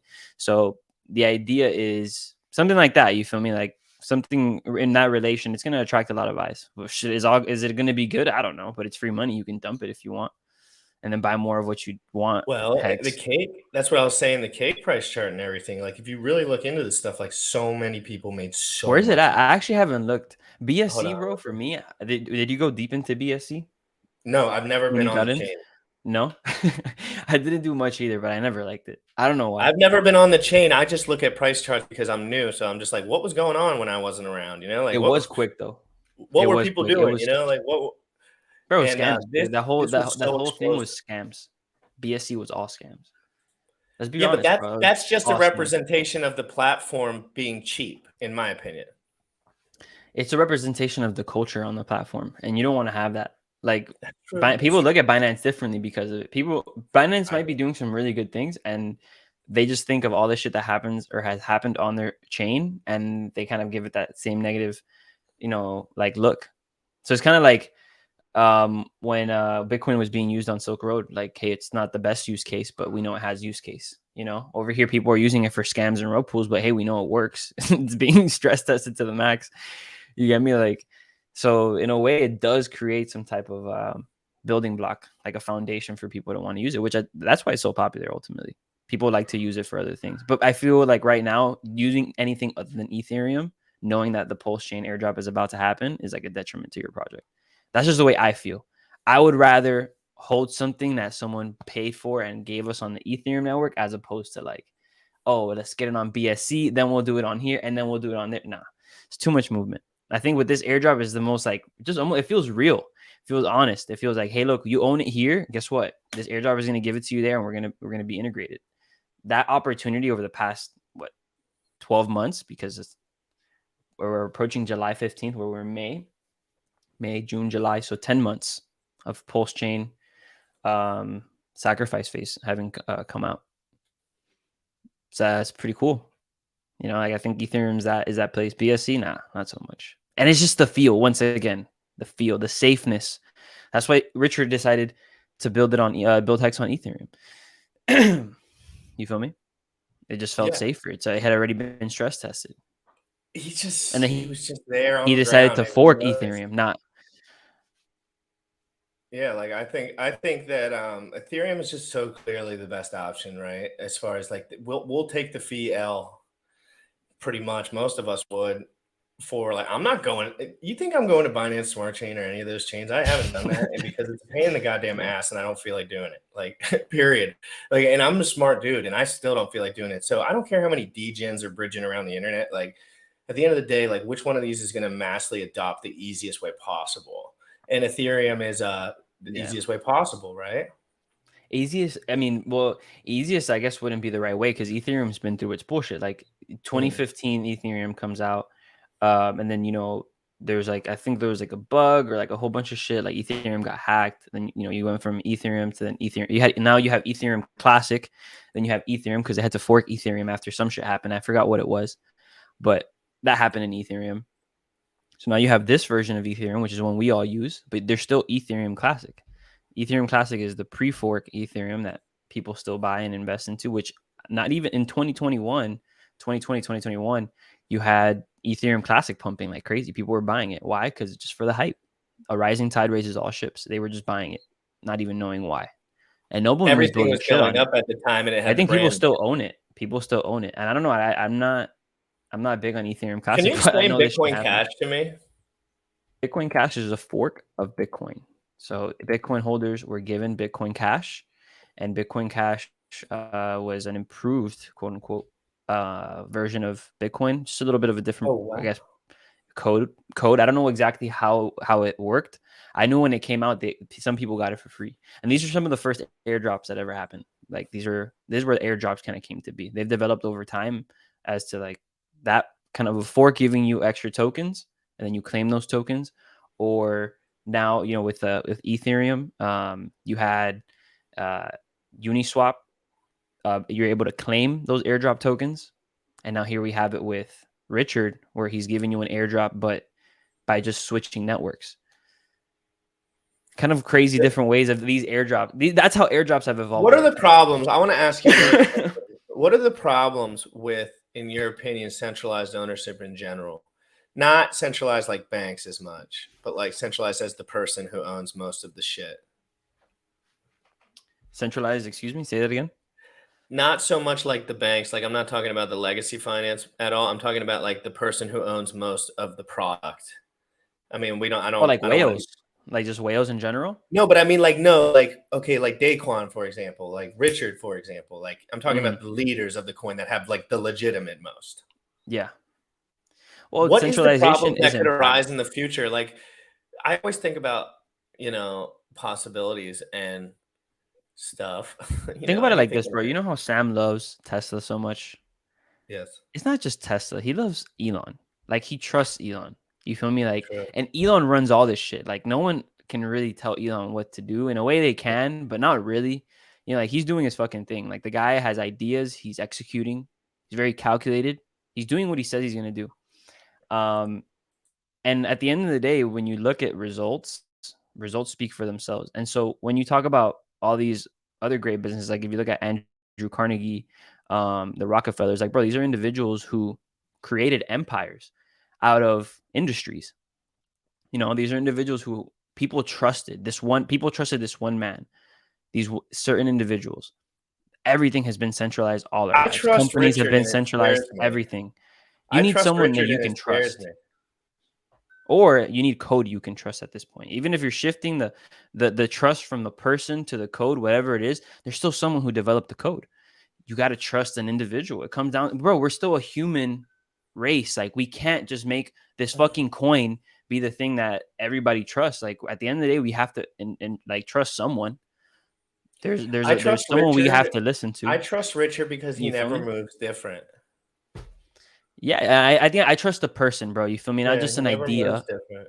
I trust the person. Like I trust like bro, like Richard, like that shit to him twerking, bro, on that fucking video. So Bro, I was funny. fucking dying, my guy. That's Like so funny. you don't understand how hilarious it is to see someone who is at that level that and we look up to just be that real of a person, that honest. Like he just fucking twerks because it was funny to him and he doesn't give a fuck what you think or who the hell you are. Like he just did it because bro, that's comfort. He's like, That's send it over human. the internet. Don't send it That's over the real internet. ass. I don't Like give a shit. that's funny shit, bro.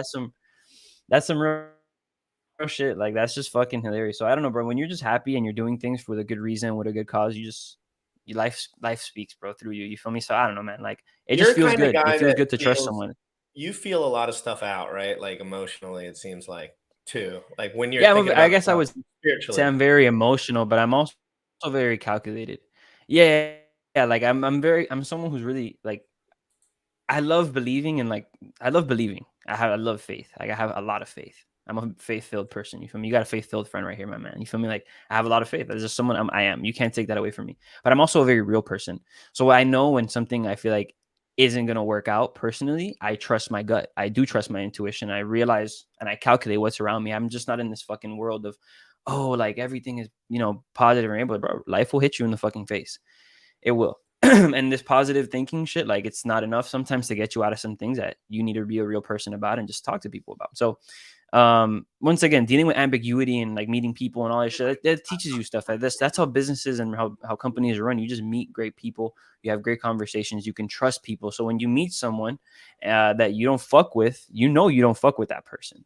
But when you meet someone that you really do rock with, that damn, this is a cool guy. Like at least from what I know of him, like I can build this, I rock with this person. And then that's where great things happen. So with Richard, it was kind of like that because he had nothing to take from us. It was just everything to give. And I'm someone personally, bro, where I feel like I can take from him on that because I'm someone who I've always felt like I've always given. And even though there's people in my life that I've taken from and I'm grateful for them. And these are people in my family. For me, I got to give all credit back to them. Like if it wasn't for these individuals, I wouldn't be where I'm at. But at the end of the day, it's like I've also, with the things that I've been given, I've given even more of myself to people. You feel me? Like I've never been just someone to take. And as someone who gives without any expectation of return, before I even met Richard, and then seeing someone who thinks the way I think, I'm like, wow, like this I is agree. I totally agree. it's the vibes, like how Marco I said, it's the literally vibe. agree with that 100%. That's exactly how I feel about it. Real quick, breaking news, guys. The Terra blockchain was officially halted at a block height of large number. There's the link right there. Terra validators have decided to halt the Terra chain to prevent governance attacks following severe Luna inflation and a significantly reduced cost of attack, sounds like they're just stopping the shit because they can't stop getting arbitraged, basically, because their system is a failure. That hurts. It hurts, man, and I'm sorry, guys, and it's as true as day in hindsight, right? I'm not smart enough to pick apart, but I was even onto this a little bit. When those guys came on, I'll tell you what, the only thing I thought about after was I'm glad I'm in Hex because there's not that much counterparty risk. That's the only thing I thought about. I was just like, sounds great, and if that works out, that's amazing. But like, this shit's not turning off anytime soon. Like, and they had like banks and corporations tied to everything within Terra Luna. They're on the ground. They have companies and websites, guys. You can go to these companies. They are in China. I mean, they are in Asia. They're all over the world. And they hold the vaults of money, and they're just companies. And it's ridiculous. It's ridiculous that people, and the bridge is this thin, bro. In and out, bro. This thin to get in and out. I was in a chat with 900 lunatics the day that it froze, basically, the day that it got overclogged, like the minute. And they were like, my money, every once in a while, every 30 minutes, a dude would come up and say, I made a transaction, send. Like one person would, and everyone else was like, my shit's halted. And they were just like, shit. They were just like, I'm not even fucking with it. They're like, I'm not even fucking with it. It's over. And this was like at $40 still. Yeah. And people are still telling everyone to buy Terra Luna. Yeah, Dude. that's wild. And they're saying it's the best trades they've ever made. This is the best opportunity. These guys are absolute scumbags. I'm sorry, dude. Yeah, no, I mean, that money's going somewhere, and it's just going in the pockets of the learned. From the unlearned to the learned. That's how it goes, bro. And like at this point, let's be real. If you're gonna take an L this big, might as well learn from it. Mhm. Don't just fucking feel like a victim to the world and be like, oh, I lost all this money. Yo, look at the circumstances. Like you're on one side of the trade, there was someone on the other side. How can you be on the opposite end of that stick? Like figure that out. Don't just fall victim to being fucking wrecked realistically, because this shit can end your career right now. Real talk. Like anybody who's holding Luna, if you're listening to this, it can really just feel. This can be one of those things that can make you feel some type of way. To put it lightly, it will make you feel some type of way, and you just don't let it It's do either that going to to you. put you under mentally, or it's going to spring you forward mentally, right, Puella? Like you're going to let this help you, or you're going to let this haunt Correct. you. Because when I got hacked, immediately Yep. the notion is just to shut your computer and just leave and just say I never went in. Or you can use that kinetic energy that comes from a situation like that.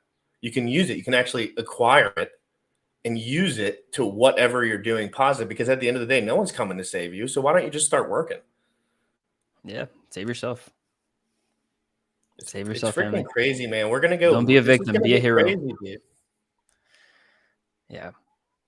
Now, but What are you once again, feeling it's in just general? another What are your example. feelings in general, like overall market sentiment? What can you Dude, tell the once people again, I've from your seen this happen. I've seen a lot of. Yeah. This isn't the first time I've seen a lot of people lose a lot of money. I've lost a lot of Mhm. money. I've been a part of a scam. Big connect. I lost money. You feel me? That was all Mhm. I had at 18, 19. So I know what it's Wow. like to lose what I had. You feel me? And Were so people it's like, buying back into BitConnect at the bottom? no, everybody was same idea. They were trying to get out. Yeah. Because like I mean, the idea of getting even into something like that after it's already falling would be crazy. But it's like now they're actually creating this narrative of, hey, let's get back in, and so it's kind of feeding more liquidity into this exit, this massive exit, enough to get some people out at least. But yeah, like it's not the first time I've seen it, and it sucks. But you do got to learn from that shit. Once again, it's gonna take time. It's gonna take time. Like you're just let it sit, chill, hang out, and then figure out a way to get your bread up. pulsechain is coming out shortly. Where Yeah. do you think this can change a couple of the obviously you can't sacrifice at the moment, so guys, don't do any nonsense like that. This is absolutely closed, locked. Do your own research, blah blah blah. But what you've seen projects launch in a bear, you've been around, you've owned the coins, you've looked, you've seen this happen from someone who hasn't. That would be me. What people tell me all the time, right? Like things can blow up if they launch in a bear. But in your experience, as someone who's maybe seen these things, just like lay that out for us a little bit. What does that look like if you've seen it? Well, Ethereum dropped 70% when it launched within the first like month, I think. So, and this was in a bear market, I believe, 2015. I would have to go back and check, but it was some time frame within that. So that went down. It's not necessarily to say that this is going to go down, but it's the same thing. Like, we're looking at the past to predict the future. Like, I can speculate as much as I want to be like, this shit's going to go up. But let's be real. People might just want to keep dumping it. People might just need the money. You don't know how many people sacrifice that aren't going to be in the same financial state that, or even have the same idea. Let's be real. Like, not everyone thinks the way we think, and you just got to be very honest about that. Not everyone thinks the way you think. Not everyone's down to have diamond hands. There's people that got to sell some off. You can't hold that against people. So yeah, so it's just let the money do what it's gonna do. But then find opportunity within that. Once again, like, see what's gonna happen and course correct. Right now, if you're doing something, keep doing it until you don't have to do that anymore, and then you got to do something else and be okay with pivoting, because you have to be very nimble and look at the situation. So, like, for example, throughout those years, 2017. 2018, right? 2017 was a year of the Bitcoin peak. I had a bunch of altcoins. I had maybe 4,000 something dollars, something like that. It turned to 14K, and then the market came back down and I broke even, right? But I didn't know what was going on. That was my first bull run. Then we have now in 2021, 2022, things are way different. You get me? Like, this is my second bull run. I've figured it out. Those 4 or 5 years of learning and understanding that that would have been possible, I've accumulated and I've focused on the future, right? So this year was a little different financially for me, but that's the idea. Like, it's gonna take time. So if, like, right now we're still going through this time, you can't rush it. Time is going to take time. That's why that time frame for me is 2024, 2025. Focus on that time frame. Figure out right now, while the economy is going down, because it's going to probably keep going down. Like, while shit's hitting the fan, shit's probably going to keep hitting the fan. How can you continue to make money, be a better person, figure out your shit, and have a safety net for your family? Like, right now, you got to be saving cash, putting money in your bank account, figuring out how to get money. And that's it. That's my opinion. That's what I think you should be doing. Why? Because when things are at the bottom, that's when opportunity is there. And that's when you need to be That's cash when the heavy. men are made. That's when the real That's why do you guys- think everyone that bought real estate, right? Think about it like this: sold real estate and is sitting on hundreds of millions of dollars cash. Apple has stupid amounts of fucking cash. Apple is going to be one of those companies that's going to take off in the next 10 years. Because if you look at their cash reserves, they have so much cash that they can buy up anything and anyone they want when things are at the floor. Any piece of real estate, any company, whatever they need. So focus on what these companies, it's the same idea. You need cash. If you want to build your business, that is yourself, stay cash heavy, wait till things hit the floor. That's my opinion. I'm not a financial advisor. This isn't financial advice, but in my personal opinion, when things are doing like how they're doing now, cash heavy. And then when things go up, once again, or when things are at the floor, you accumulate. Right now, I'm super That's cash good. heavy. Be cash heavy, bro. It's fine. Like, and that's what you need to do right now. You don't got to be, bro. And that's what I'm saying. Like, people are just trading for fun. Like, they just do it for the fuck of it. Like, they just want to be in the market. They just want to be involved. There's no reason for you to be touching the market right now. Stay in your cash. Yes, it's inflating. Yes, it's this. Yes, it's that. If you have an investment like Hex that you can actually rely on, which we do, if that's something you feel like you want to put money into, by all means, right? Like, that's where maybe not all of your cash is going, but where most of your cash is going. If Hex goes to 7 cents, so you're telling me you don't have $1,000 to put into it? You don't have 2,000. You don't have a little bit of money to put into Hex when it falls to 7. That's a good opportunity. And when it gets to 14 and you have the 1,000, because then at 7 you were like, fuck, I gotta get money. Now it's at 14. You're buying at 14. That opportunity cost is so much different.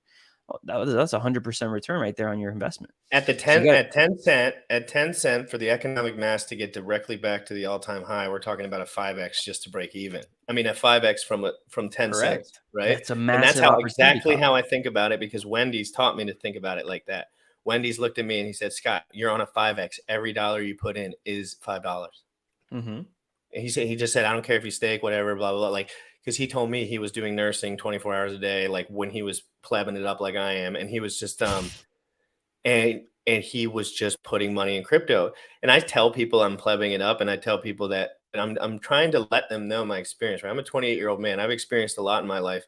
I was making a lot more money before I quit my job, but I'm telling you, my life was losing meaning quick, very quick. I promise you. I was making like, $1,100 a week, $1,200 a week, if not more. And that was a lot for the time, right? Like I was feeling good. And you know me, I'm low overhead always. So that was good for me. I was feeling good vibes. But I was going out every weekend and I was breaking even because I wanted to be Mr. What's up? How's everyone doing? You know what I mean? And now I don't Yeah. give a fuck about that. So I'm breaking even anyway, just because I don't care about the social scene like I used to. So literally just by making one minute change in my life, I could quit my entire job and still have the same proportional value in my life. But I can now study all day long. Yeah. It's so dope. You did the math. did. Toshi was talking about math. You did the math. That's what you got to do. Like, it's just your circumstances. What are your options, bro? I respect that a lot. That's kind of how it played out for me too. Very RH similar. told me about Kind of time. like that. RH taught me about time. And that's when it really clicked for me, right? I was working 12 hours a day away from my house. So I was out and about. You know what I mean? I was I was selling shit, doing all sorts of shit. Away, driving, constant driving. And I was listening to Hex the whole time for years, or for the whole year. And you know what I mean? Like I just realized I calculated the time that people spend in college, and this was just in my brain, plus the time they spend getting out of debt, plus the time they spend starting a business once they realize that's a jack shit deal. And I said, how about I bypass all of that? And I just start studying now and become an expert. And instead of saying like, it's just time, guys. I'm going to die. Me, Jim Rat, dead sometime. Could be tomorrow. Could be 80 years. You know what I mean? Could be 300 years with Richard's high intellect and high capital. Yeah. And so guys, just realize like put yourself in the winning position before you win. I'm already won. Facts. I've already won. You already won. You're 100% right. Anything. There's no one that can walk in my front door and tell me one fucking word, or I would get in their face and tell them to get the fuck out, because no one owns me anymore. No one. And I was in a business where I was the majority owner, and I still felt owned by the customers. I felt owned. They owned me. Customer service owned me because you know me. I lost you for Was it like it was like a customer service job, like every day? Well, it was like I was selling a product. Like where'd you work? It was like and a customer selling the service product and dealing with the customer, and like I was just doing everything. Like it was just a small business, like in my area. Yeah. But like I was the guy, right? Yeah. Like so it was working, and so it's specific. So I don't want people digging through all my shit, but like, Yeah, you're good. But yeah, no, I decided. Everyone called me a crazy Richard Hart scamming you. What are you doing? I said, Richard Hart has nothing to do with this decision. This is about time and value. This is about me giving my life an opportunity to do something that I never thought I could do. Dude, at what point in the process did you like value the T-share? Like not just Hex, because I know like, for me, for example, like I didn't value the T-share until I knew what the T-shirt was. I was like, whoa, wait, what? Like there in my experience, like I was at one point very newbie. I was just, okay, I have a good coin and I can stake it and I'm making money on it. But I didn't really understand what the T-shirt, and when I did, I was putting everything into it. Did that happen from day one for you, or was it like a weekend? Well, I staked right away, right? Because I was listening to Motley. I was involved on Twitter. I just started. Bitcoin was going from 65K to 57K, and I had a bunch of it. And I was like, this shit's going down, clear as day to me. Like overextended. Overextended as far as, this is how I do things. We never knew anything about the market, and I went to my local gym, very popular gym, so there's people everywhere, and just talk to people about Bitcoin and Ethereum and Shibu for like 2 hours, I would know exactly where the market is. I would never have to look at a chart. I wouldn't have to look at anything. If they're mentioning once my barber started talking to me about Shiba and like, you're like, I was like, yep. I came back. That was what happened when I came back from Colombia, which was last year, mid-year. So that was probably when I guess Richard called his top, pulsechain sacrifice, like during that time frame. And then that's when people really started hitting me with like people around me, people that once didn't give a shit, now were talking to me and trying to engage with me. I'm like, yeah, this market's going down very soon. Give it a year.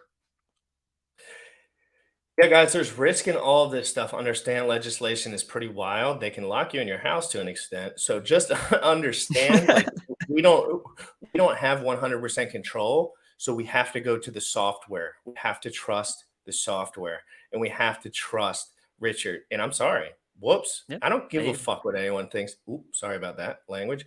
I don't care what anyone thinks about me supporting Richard because I don't know Richard personally.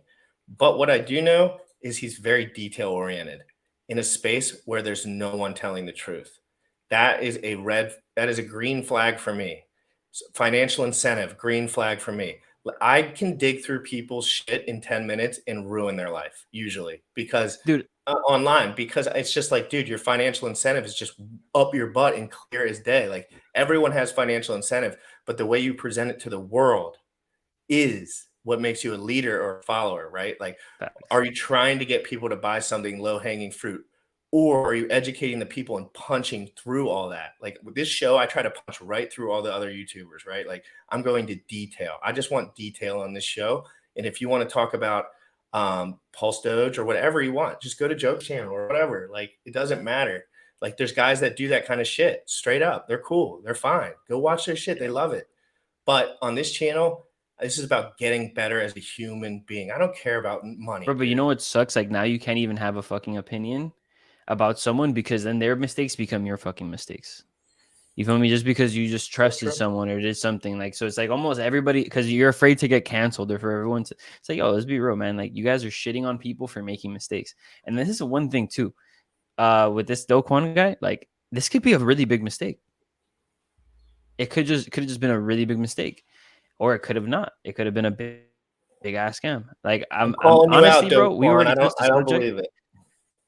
I know how you feel, but if this turns out 5 years later, this guy was like, "Yo, like I just didn't know, I didn't know." Like, what the fuck are you gonna do, Dude? I'm can't do telling you, shit. But now here's the thing: every lunatic so now is respected canceled. But now intellectually here's my by point. Here's my people. point. Now every lunatic is canceled Oh, because I you feel trusted so him. bad. Like that's the fucked part. Like why? Like I get it, he fucked up, but are you canceled because you trusted someone who Dude, the Bitcoin Vault, better or I'm telling you, did? But per click rate the point. on the Terra Luna website, the Bitcoin News Vault was the absolute top. The tippy top when they dropped that Bitcoin Vault news. Come on, dude. They opened up the arbitrage opportunity while selling it to everyone as a good thing. Honestly, bro, like I don't even know enough to look into it. But my biggest detriment is that sometimes I give a fuck so much about Hex and Pulse Chain and Pulse X that I don't even look at anything else. You know, and I do, Yeah. and if I do, it's very like lightly. I understand it on a very basic level, but I do my best to not indulge in it because at least the old version. I mean, the new version of me wouldn't like. And this is probably like once again, year and a half, just different habits in buying and selling. And yeah, bro, like it's just. You buy like it's just, it makes you want to invest into something that you really shouldn't be just because you kind of did your research and you kind of like it. It's just a very newbie thing as opposed to just sticking to what you fuck with, bro. Like Tesla or whatever. Like Sam stuck with Tesla, gung ho 10 years, maybe more. Bro made it off of Crushed Tesla. it. Yeah, he crushed Like you that feel me? Like crazy. That's what I'm trying to do too. So you got to stick to stuff and not be out here bouncing around from one coin to another, thinking this shit's gonna work out. David, it's a Progress W Puello. Couldn't put the width. I guess it was too long for Twitter. Guys, I'm gonna pull up my Instagram real quick. I'm trying to get people more active on Instagram in general. Hell My yeah, bro. Instagram's flies. I think it would be really cool for people too. I don't really like my Instagram getting too big because, bro, Instagram is so easily duplicatable. You know how many fucking fake accounts I have of myself? I'm like a prototype for. Would you ever just just verify it up? I mean, I'd love to, but I don't can, know dude. I'll tell you how what I to do would it. need. It's not. I'm Bro, I got do it. boys that are like, oh, yo, like, show me. It doesn't matter nowadays. You don't need a lot of followers. It's just like more so you just have to like dox your shit, which is kind of fucked. I'll look into it. I mean, I'm definitely because listen. I would love to get verified. When you do this, it's not for you, and I'm telling you, it's changed. Yeah, it's for other people. for chicks. Literally, back in the day, if you had the blue check mark, you're just chicks are. Now it's different. Everyone with 5K subs has a blue check mark now. So Yeah. what it is it verifies you. Therefore, people can't copy you because you're actually an original. Yeah. And that's my document. biggest issue right now. I'm being fucking. They're Oh manipulating yeah, my dude. shit. Man. Everyone in my friends list has been spammed by the Every Bitcoin day, bro. I money have guy. someone like, "Hey, bro." Blah, blah, blah. I'm like, "Fuck, I made it." So guys, GRC here. I'm trying to let everyone. I mean, this is just my normal life kind of shit. You know what I mean? So I like rock climbing and shit. So like, this isn't as much about crypto, but all my stories and shit are crypto. Like everything I post is just everything crypto, and I post all my links in there. And I post reels too. They're fun. The classic Michael Saylor. I do my workout stuff on here. I post all the shit on here, you know. But it's more so like this is for my friends and fun, like people I like to interact with. Eventually, it'll be bigger, but I'm trying to get everyone to make it bigger um, because what we can do is we'll just be there first, right? So our channels will get really big and we'll have a better influence because if this shit blows up in a bear market, like people are going to be eyeballs everywhere, right? Yeah, facts. What are That's you big most facts. excited about the next leg of this journey with pulsechain and pulsex? As far as like, yes, I know all the shit's there, but are you excited about what this opens up as far as community? Like, we could actually have a real community now rather than like the hex like built on Ethereum Nazi I cult. think it's growing, bro. I mean, I've never really engaged with the community that heavy. Like this is I've been dropping videos and doing my shit, but this is the first time I'm ever really engaging with people deeply. And I'm positive there's so many people like me that have probably just never decided to because for whatever reason they're just sitting, chilling, like they're just looking from afar, you know. But like that for like this whole kind of growth process in the community, kind of to your comment, it's growing. I feel it. I think it's here already, and it's just going to get even bigger. Because, for example, me meeting you, that for me kind of validates it. And then getting around more people that I find, you know, relatable and that I can get to know. Because at the end of the day, bro, I know how I make friends. I know the people I want around me. I don't want everybody around me. I don't need that shit in my life. Period. You know what I mean? Like I know people, but I don't need everyone around me. My goal is to educate as many people as possible personally. Like Yeah, everyone's fucking shit's so much different. Like it does to, so many to variables. that point, like I think the community is growing and it's growing in a very big way for people to like engage with people who feel like rock with them. Like there's not just one person, there's 10 people, 20 people, 30 people, however many people that are going to be on live and you can just meet them, you know? Like for example, I forgot, it was I think it was a Roman, like when he hit me up Roman through Dan. Twitter. I think he's from yeah, yeah, Romanian Dan, yeah, exactly. Yeah, Dan. Yeah, like when he hit me up, I was like, dude, super cool guy. You feel me? Like little shit like that. Like it's just I don't know, it's just getting bigger. Maybe that's a product of me also becoming more involved, but I feel like that's already happening. One and two, I'm most excited, bro, about honestly, dude, just I'm a little selfish here, bro. I'm just excited for like my life and like what I want to do because I feel like I've just invested a lot of time into educating myself into understanding what this is. I've applied the work and I've accumulated, right? I've done what I've literally told you guys you should do in these points of the market. I put my money in, I've done everything. Now I just want to lay back and really just enjoy the fruits of, you know, the growth. And then build my life out, bro. You feel me? Get a house, do some cool shit, and then figure it out along the way. Like whatever other project comes from that, I would love to. But I feel like for years with the whole business, remember I told you I was in network marketing? I gave a lot of time, bro, to the business and other people. And I honestly, bro, like I spent years, those were the last 4 years before my grandmother passed away. Mm. And I was working, traveling, like I was doing my life. But I would have loved to have been home with my grandma, not knowing that those were the last couple of years I had with her. You feel me? So like family for me has become a really big thing. And bro, yeah, like I'm excited about that. Like really getting to focus on that and build on that from a genuine place and not be worried about bills or stressed about just all this stuff. Like I'm happy, bro. Like I'm genuinely like really happy, and that has me the most excited. Like, and if you think about it, excitement is just another word for grateful. Like I'm really grateful, bro. Whenever you feel gratitude, or whenever you're excited, it's because you're grateful.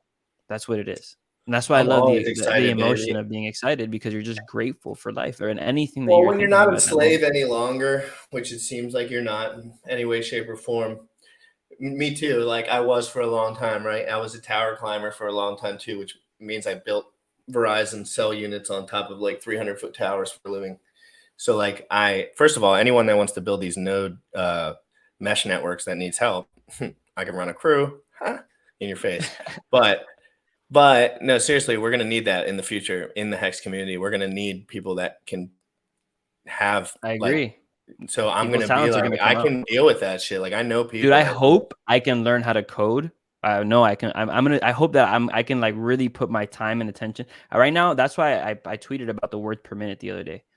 I'm learning how to write right now with like the QWERTY keyboard, like the real way, not the shit way that I just kind of figured out throughout these past couple years. I'm doing that first. So I'm getting my QWERTY keyboard game up. Then I'm gonna focus on coding and learning how to code with that way of coding. So if I can become as fast as possible with the keyboard and then learn how to code and understand that, I feel like it's a good stepping stone. So like in the next 10 years, bro, I figured this shit out, bro. I mean, I'm 24. By the time I'm 34, you tell me I can't fucking, it's like going to college. We're on the Same idea. exact same page, dude. Literally the exact. You see what I'm trying to say? So this is same where I'm at page. right now. Yeah. Fashion Coder is coming on Monday to teach me my first session. I've already been prepping. She's teaching me live. You guys can watch this. Monday, Fashion Coder is coming here to teach me on the Maximus contract. She's going to show me how I can start learning, because I told her the same thing, and I tell everyone, I'm so done asking people. This is not about me being all the freaking coders. They're like, you're trying to pretend you're smarter than other coders. I'm like, I am. Like, they're so fucking annoying. I'm literally like, I am. I didn't waste my whole shit coding. Like, I can do it now, right? But I'm not. At the same time, I'm just saying, like, this is not about my intellectual integrity. I could give a fuck what you dorks think about my intellectual integrity. I'm here to dominate and learn everything. And that means I trust me, if I could third party all of my coding knowledge to someone else, I would. But every time I ask someone a question, it's wrong. So I can't. I said, fuck this. Just like the YouTube thing. I said, I want to watch a Hex stream that I enjoy. There isn't any. I'm going to make one. Facts. You got to pave the way. I And that's appreciate your attitude more than anything. I appreciate you, bro. Your attitude's amazing. I'm excited every single day when I wake up in the morning, because I could be dead or not alive anyway. So like, this is amazing. Like at a baseline, this is absolutely incredible, guys. You get to wake up, walk around. You can work on your body, your health, very cheap. I'm going to be doing vlog videos showing people how I live for $800 a month, like a king, in my opinion. And well, no kids involved, no kids allowed on that one. Once you have a kid, it's more than that for sure. But guys, we're providing value here. This is what I want to do. I want to punch through a lot of this bullshit because I have the time to do it. And this is what I need to be doing anyway, learning this shit. So I can I want to have a platform big enough where if someone's actually directly hurting someone, I can shut that down with my social power. Like I want to be able to, like, this is the code, call this motherfucker out, tag him up, thread it up, send it out. Drop the hammer. Just drop the hammer, just like I did on It's Joshua Jake. If you're watching this, I absolutely ruined your career, and you don't know that yet. But I promise you, I'm coming. You don't know that yet. If you mention my name ever again, I will not. Who is that guy? Just some dude with like 400K. Oh, so exactly. Let me tell you the story. Let me tell you the story real quick. I'll show you all the shit. You don't even have to look it up. So when the market was crashing, I was all over the internet. I was excited. I was thinking, I was just playing around. And so I was in a TikTok live stream on this guy I used to watch. It's Joshua Jake. He now has 400,000 subs. And he was doing I think I know who you're talking about. Okay. So he's talking and he's like, drop your altcoin, right? And so I say, pulsechain, right? Like, what's up with you, like pulsechain, this, that, and the other? And he goes into this rant about how narcissistic Richard Hart is and all this stuff. And I was poking around at him. So I said, remember when you recommended everyone buy Vector AI at $4? It's now $1 and it topped out at 21. And he said on stream, that was my best call ever. I tricked him. I was playing a little voodoo on him. I'm going to show you right now. It's freaking hilarious. Bullish, if you're there, can you pull it up? Because it lags on my end. It's my thread tweet still. Where's Bullish at, bro? He needs to speak. That's my dog. Yeah, Bullish. Are you there? For real. Can you present yourself to the people? They always want to see you. He might not be in the exact moment where he can jump on. But let me pull this up. He'll pull it up if he's in here. But seriously, so what happened after that? This dude followed me from TikTok because I was burning him, dude. I was just ripping him apart. He followed me. I have 4,000 subs on TikTok. He has 400,000. He followed me. This is how much of an impact I had on him because I was so true. It was so disgustingly true what I was saying. He followed me from TikTok Live, his TikTok Live. He ended it to the Hex Twitter Space chat. So he started talking his shit. No, he came in there. We schooled him on pulsechain a little bit. I told him he was a fucking sellout and kicked him out after like 20 minutes of telling him. But then he started posting all over the internet because he was so upset that I posted these threads, right? Bullish. Yeah. Yo. What are you doing, Bullish? You're playing with me. You can learn code in 1 year. Yes, I can, and I will. That's the cool part about being absolutely neurotically obsessed with stuff. Sorry, I didn't mean to add myself. That was by mistake. But what's up, guys? People want to hear you. What's up, my dog? How you doing? Everything's good. Everything's good. When is your birthday? Is that It was yesterday. It was yesterday. Really? Happy birthday's in the chat for Bullish. Happy guys. birthday's in the chat for sure. Yeah, let me post something on the gram, bro. Because everyone get on. Yeah, loving the conversation, loving the difference of opinions, difference in approaches.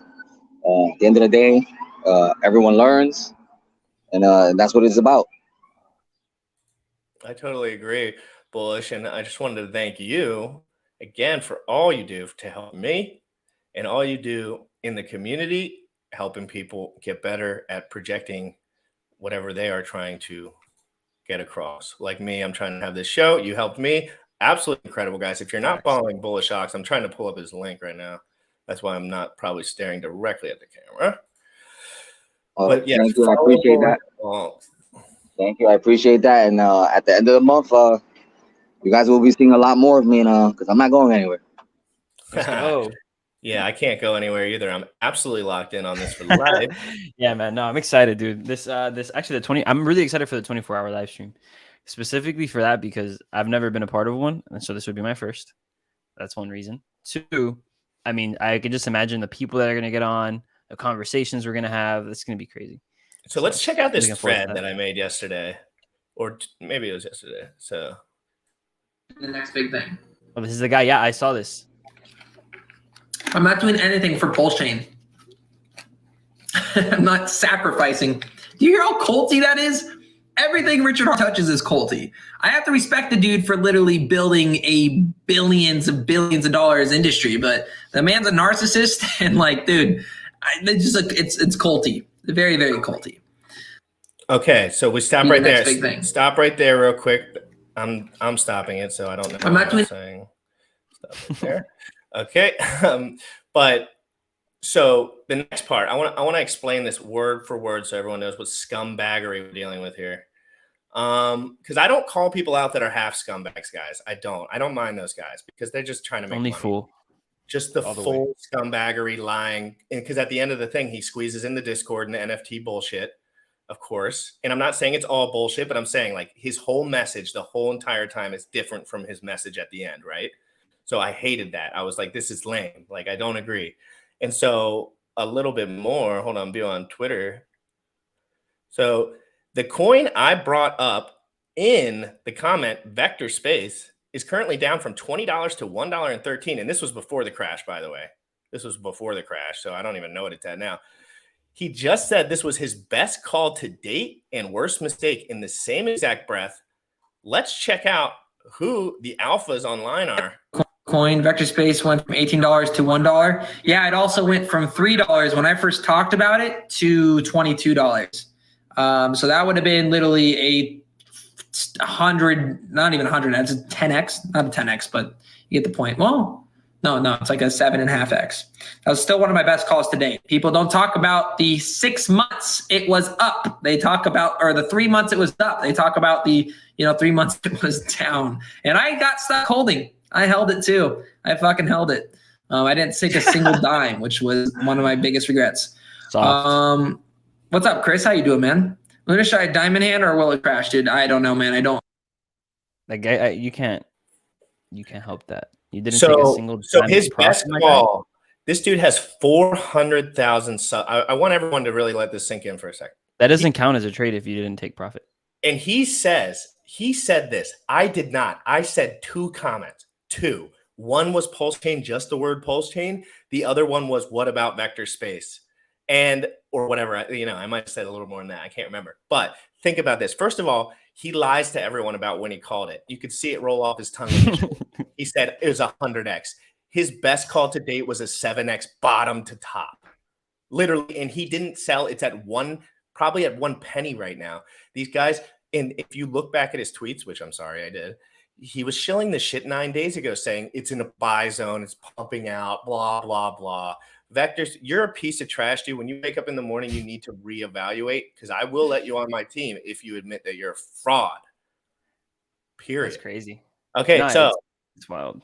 And then, so what I kept going a little bit more, and he honestly know anything about Luna's ecosystem. I just know a lot of creators of coin. Vector Space went from $18. Hold on a second.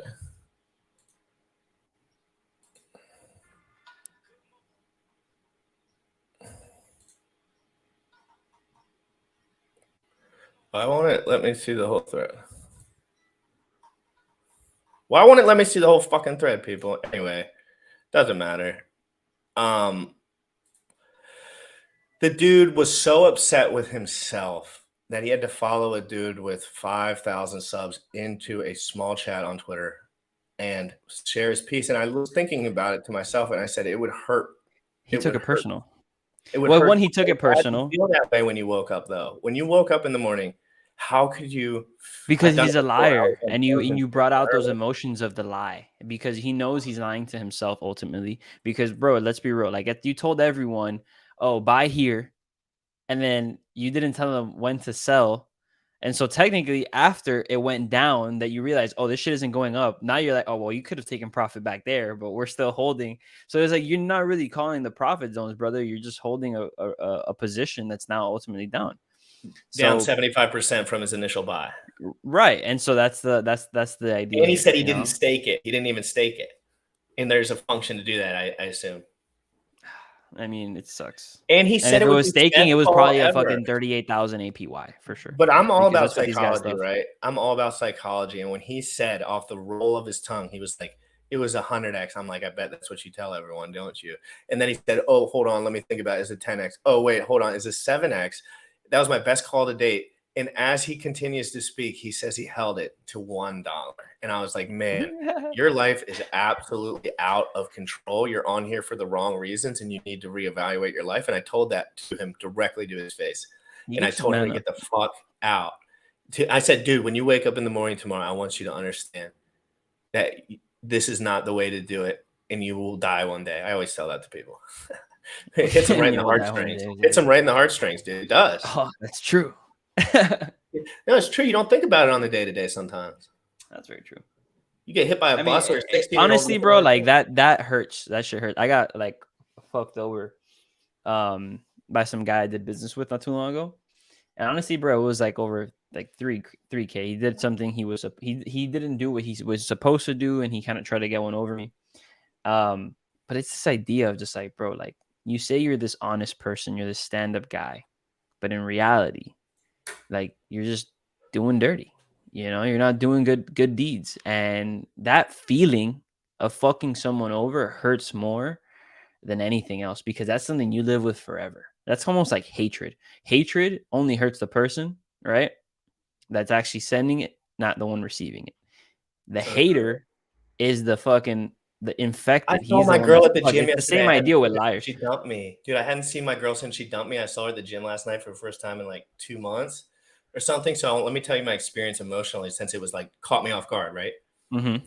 Because I was just lifting. I was just listening to Oh, you saw her at the gym? Yeah, so I went to the gym at a different time because I've been doing the fitness challenge because I wanted to go 2-a-days sometimes because whatever.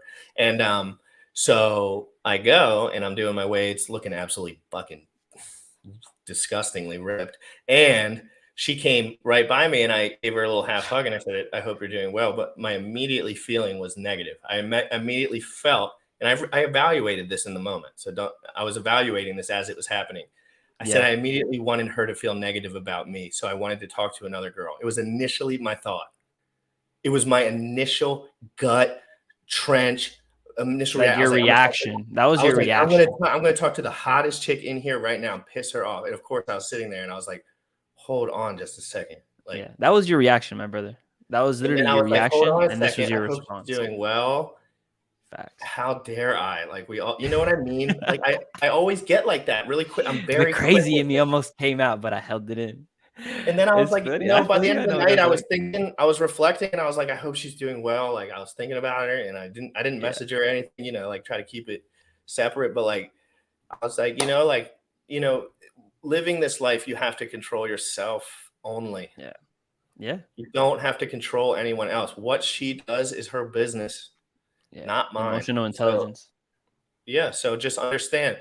That will make her respect me. She respects me. I promise you she does. I don't have to ask her.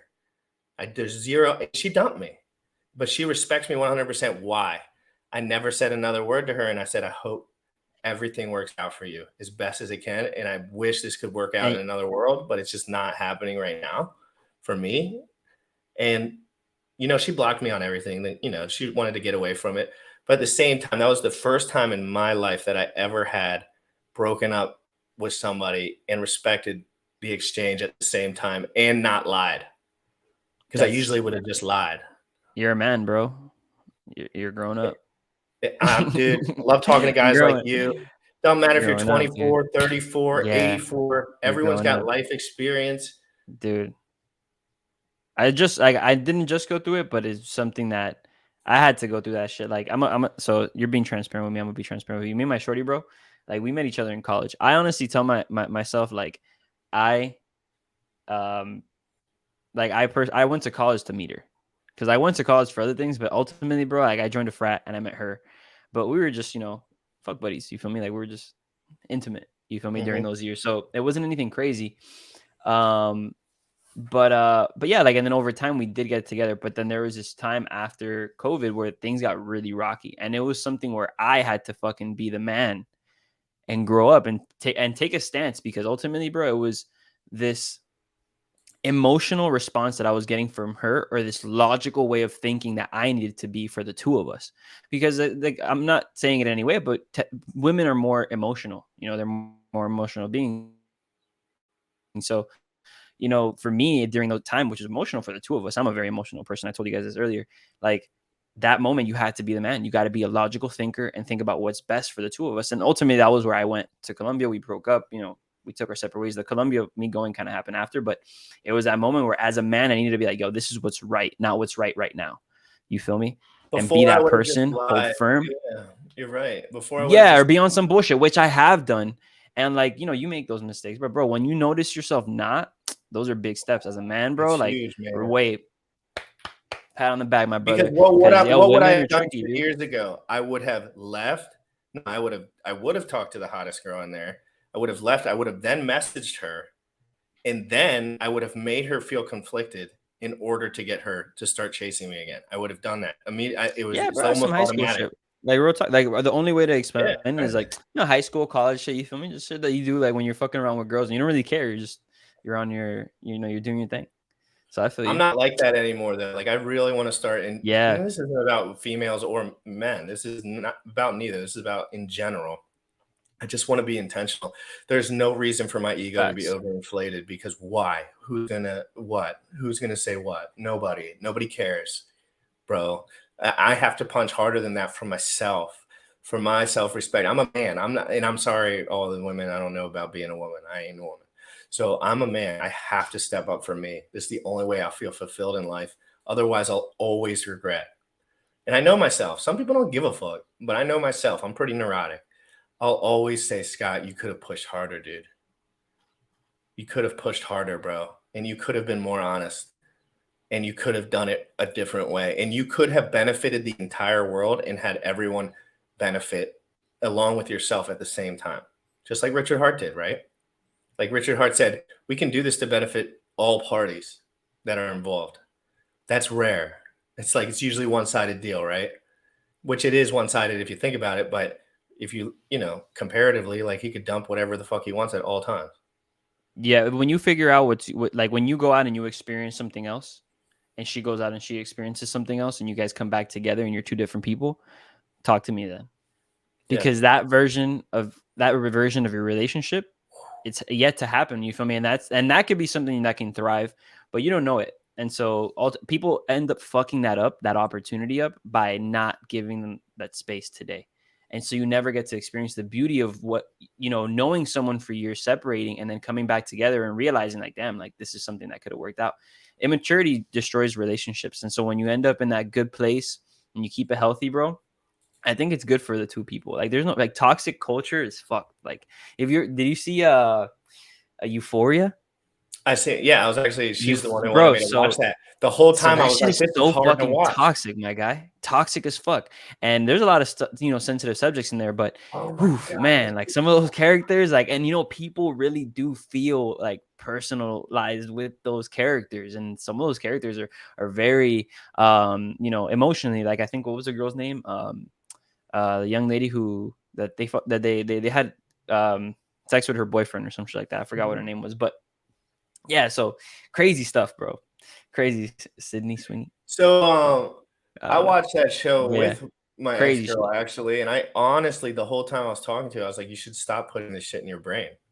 Literally, because she was neurotically thinking that I was flirting with other girls, and I wasn't the whole time. I never was. I never Yeah, was bro. once. And But that's she what was they're feeding watching themselves. They're but she was programming watching themselves. shit, but I had done that in the past, so she knew my like past too. So But like, let's be real though. Aside from watching it, you're not only reaffirming it, but you also believe it a little bit. Like you came from that shit too. Like people were like that, bro. I can imagine myself in high school, bro. I would think of myself when I was in high school, when I was in college. Like it's not the person I am today, but we all had those tendencies. You get me? And they're still there. But when now you're fighting them because you're growing up, where that shit doesn't fly anymore in the real world. Like real adults don't deal with that shit. Like that childish ass behavior. There's only certain people who tolerate it, and they're probably childish too. But when you meet a man and you meet a fucking woman, you're not dealing with these little petty arguments and the stupid shit. Like, and that's why real women, well, quote unquote, real, your version, right? And then real men, like that masculine version of a man is maybe missing right now, or not even maybe, but it is. There's not as many men, like fucking real men, tough guys, like men, as there was before, and that has a lot to do with this. Like, you ever heard of that saying, like, good times create bad times, and bad times create good men, or something like that. Like, yeah. So that whole idea. Well, that's really what it is. And I mean, fuck it. If you get offended, I mean, I don't know, just be an alpha. Yeah, there's no reason to get offended when you are the leader. When you're the leader of your life, there's nothing to offend. Or when you at least believe in yourself and your abilities, you don't get offended by other people's remarks and other people's comments. It's not. You can, but it's just like it's more emotional, and you're just like, dude, these guys are all just low hanging fruit. I like what Sam said. Sam said it best. He was like, bro, when someone tells you, something in Spanish and they're trying to, they're insulting you, you don't understand it. So those words don't mean anything. But when they tell it to you in English, you put meaning to those words. So it's the same idea. If I give those words meaning when you tell me something and I start to believe it, I mean, yeah, it's very easy to believe something you hear every day. Let's be very honest. But if you tell it to me once and I automatically take it as personal, I don't have that strong internal, like almost strength of being able to just stand up for myself and who I am as a person. That's what people mean when I don't know who I am. I don't know what I want to do, or I don't know what I want to be, because they're very conflicted internally. And I've felt that way. Maybe we've all felt that way, but that's really what we're talking about, like, but now you say you would hate to do it because, you can revert back to those ways. It's very easy to get back to that person because there's people who have been that way and lost it. Maybe they were in a relationship, a woman changed them or their partner changed them. Now they're a completely different man because they stopped doing all the things that they did before they got into the relationship that made them the man that person was attracted to, and they changed by the end of it because that person changed them, or in a way they changed themselves. And so, yeah, man, just be yourself, because when you're yourself, you get the best version of yourself and you share that with other people.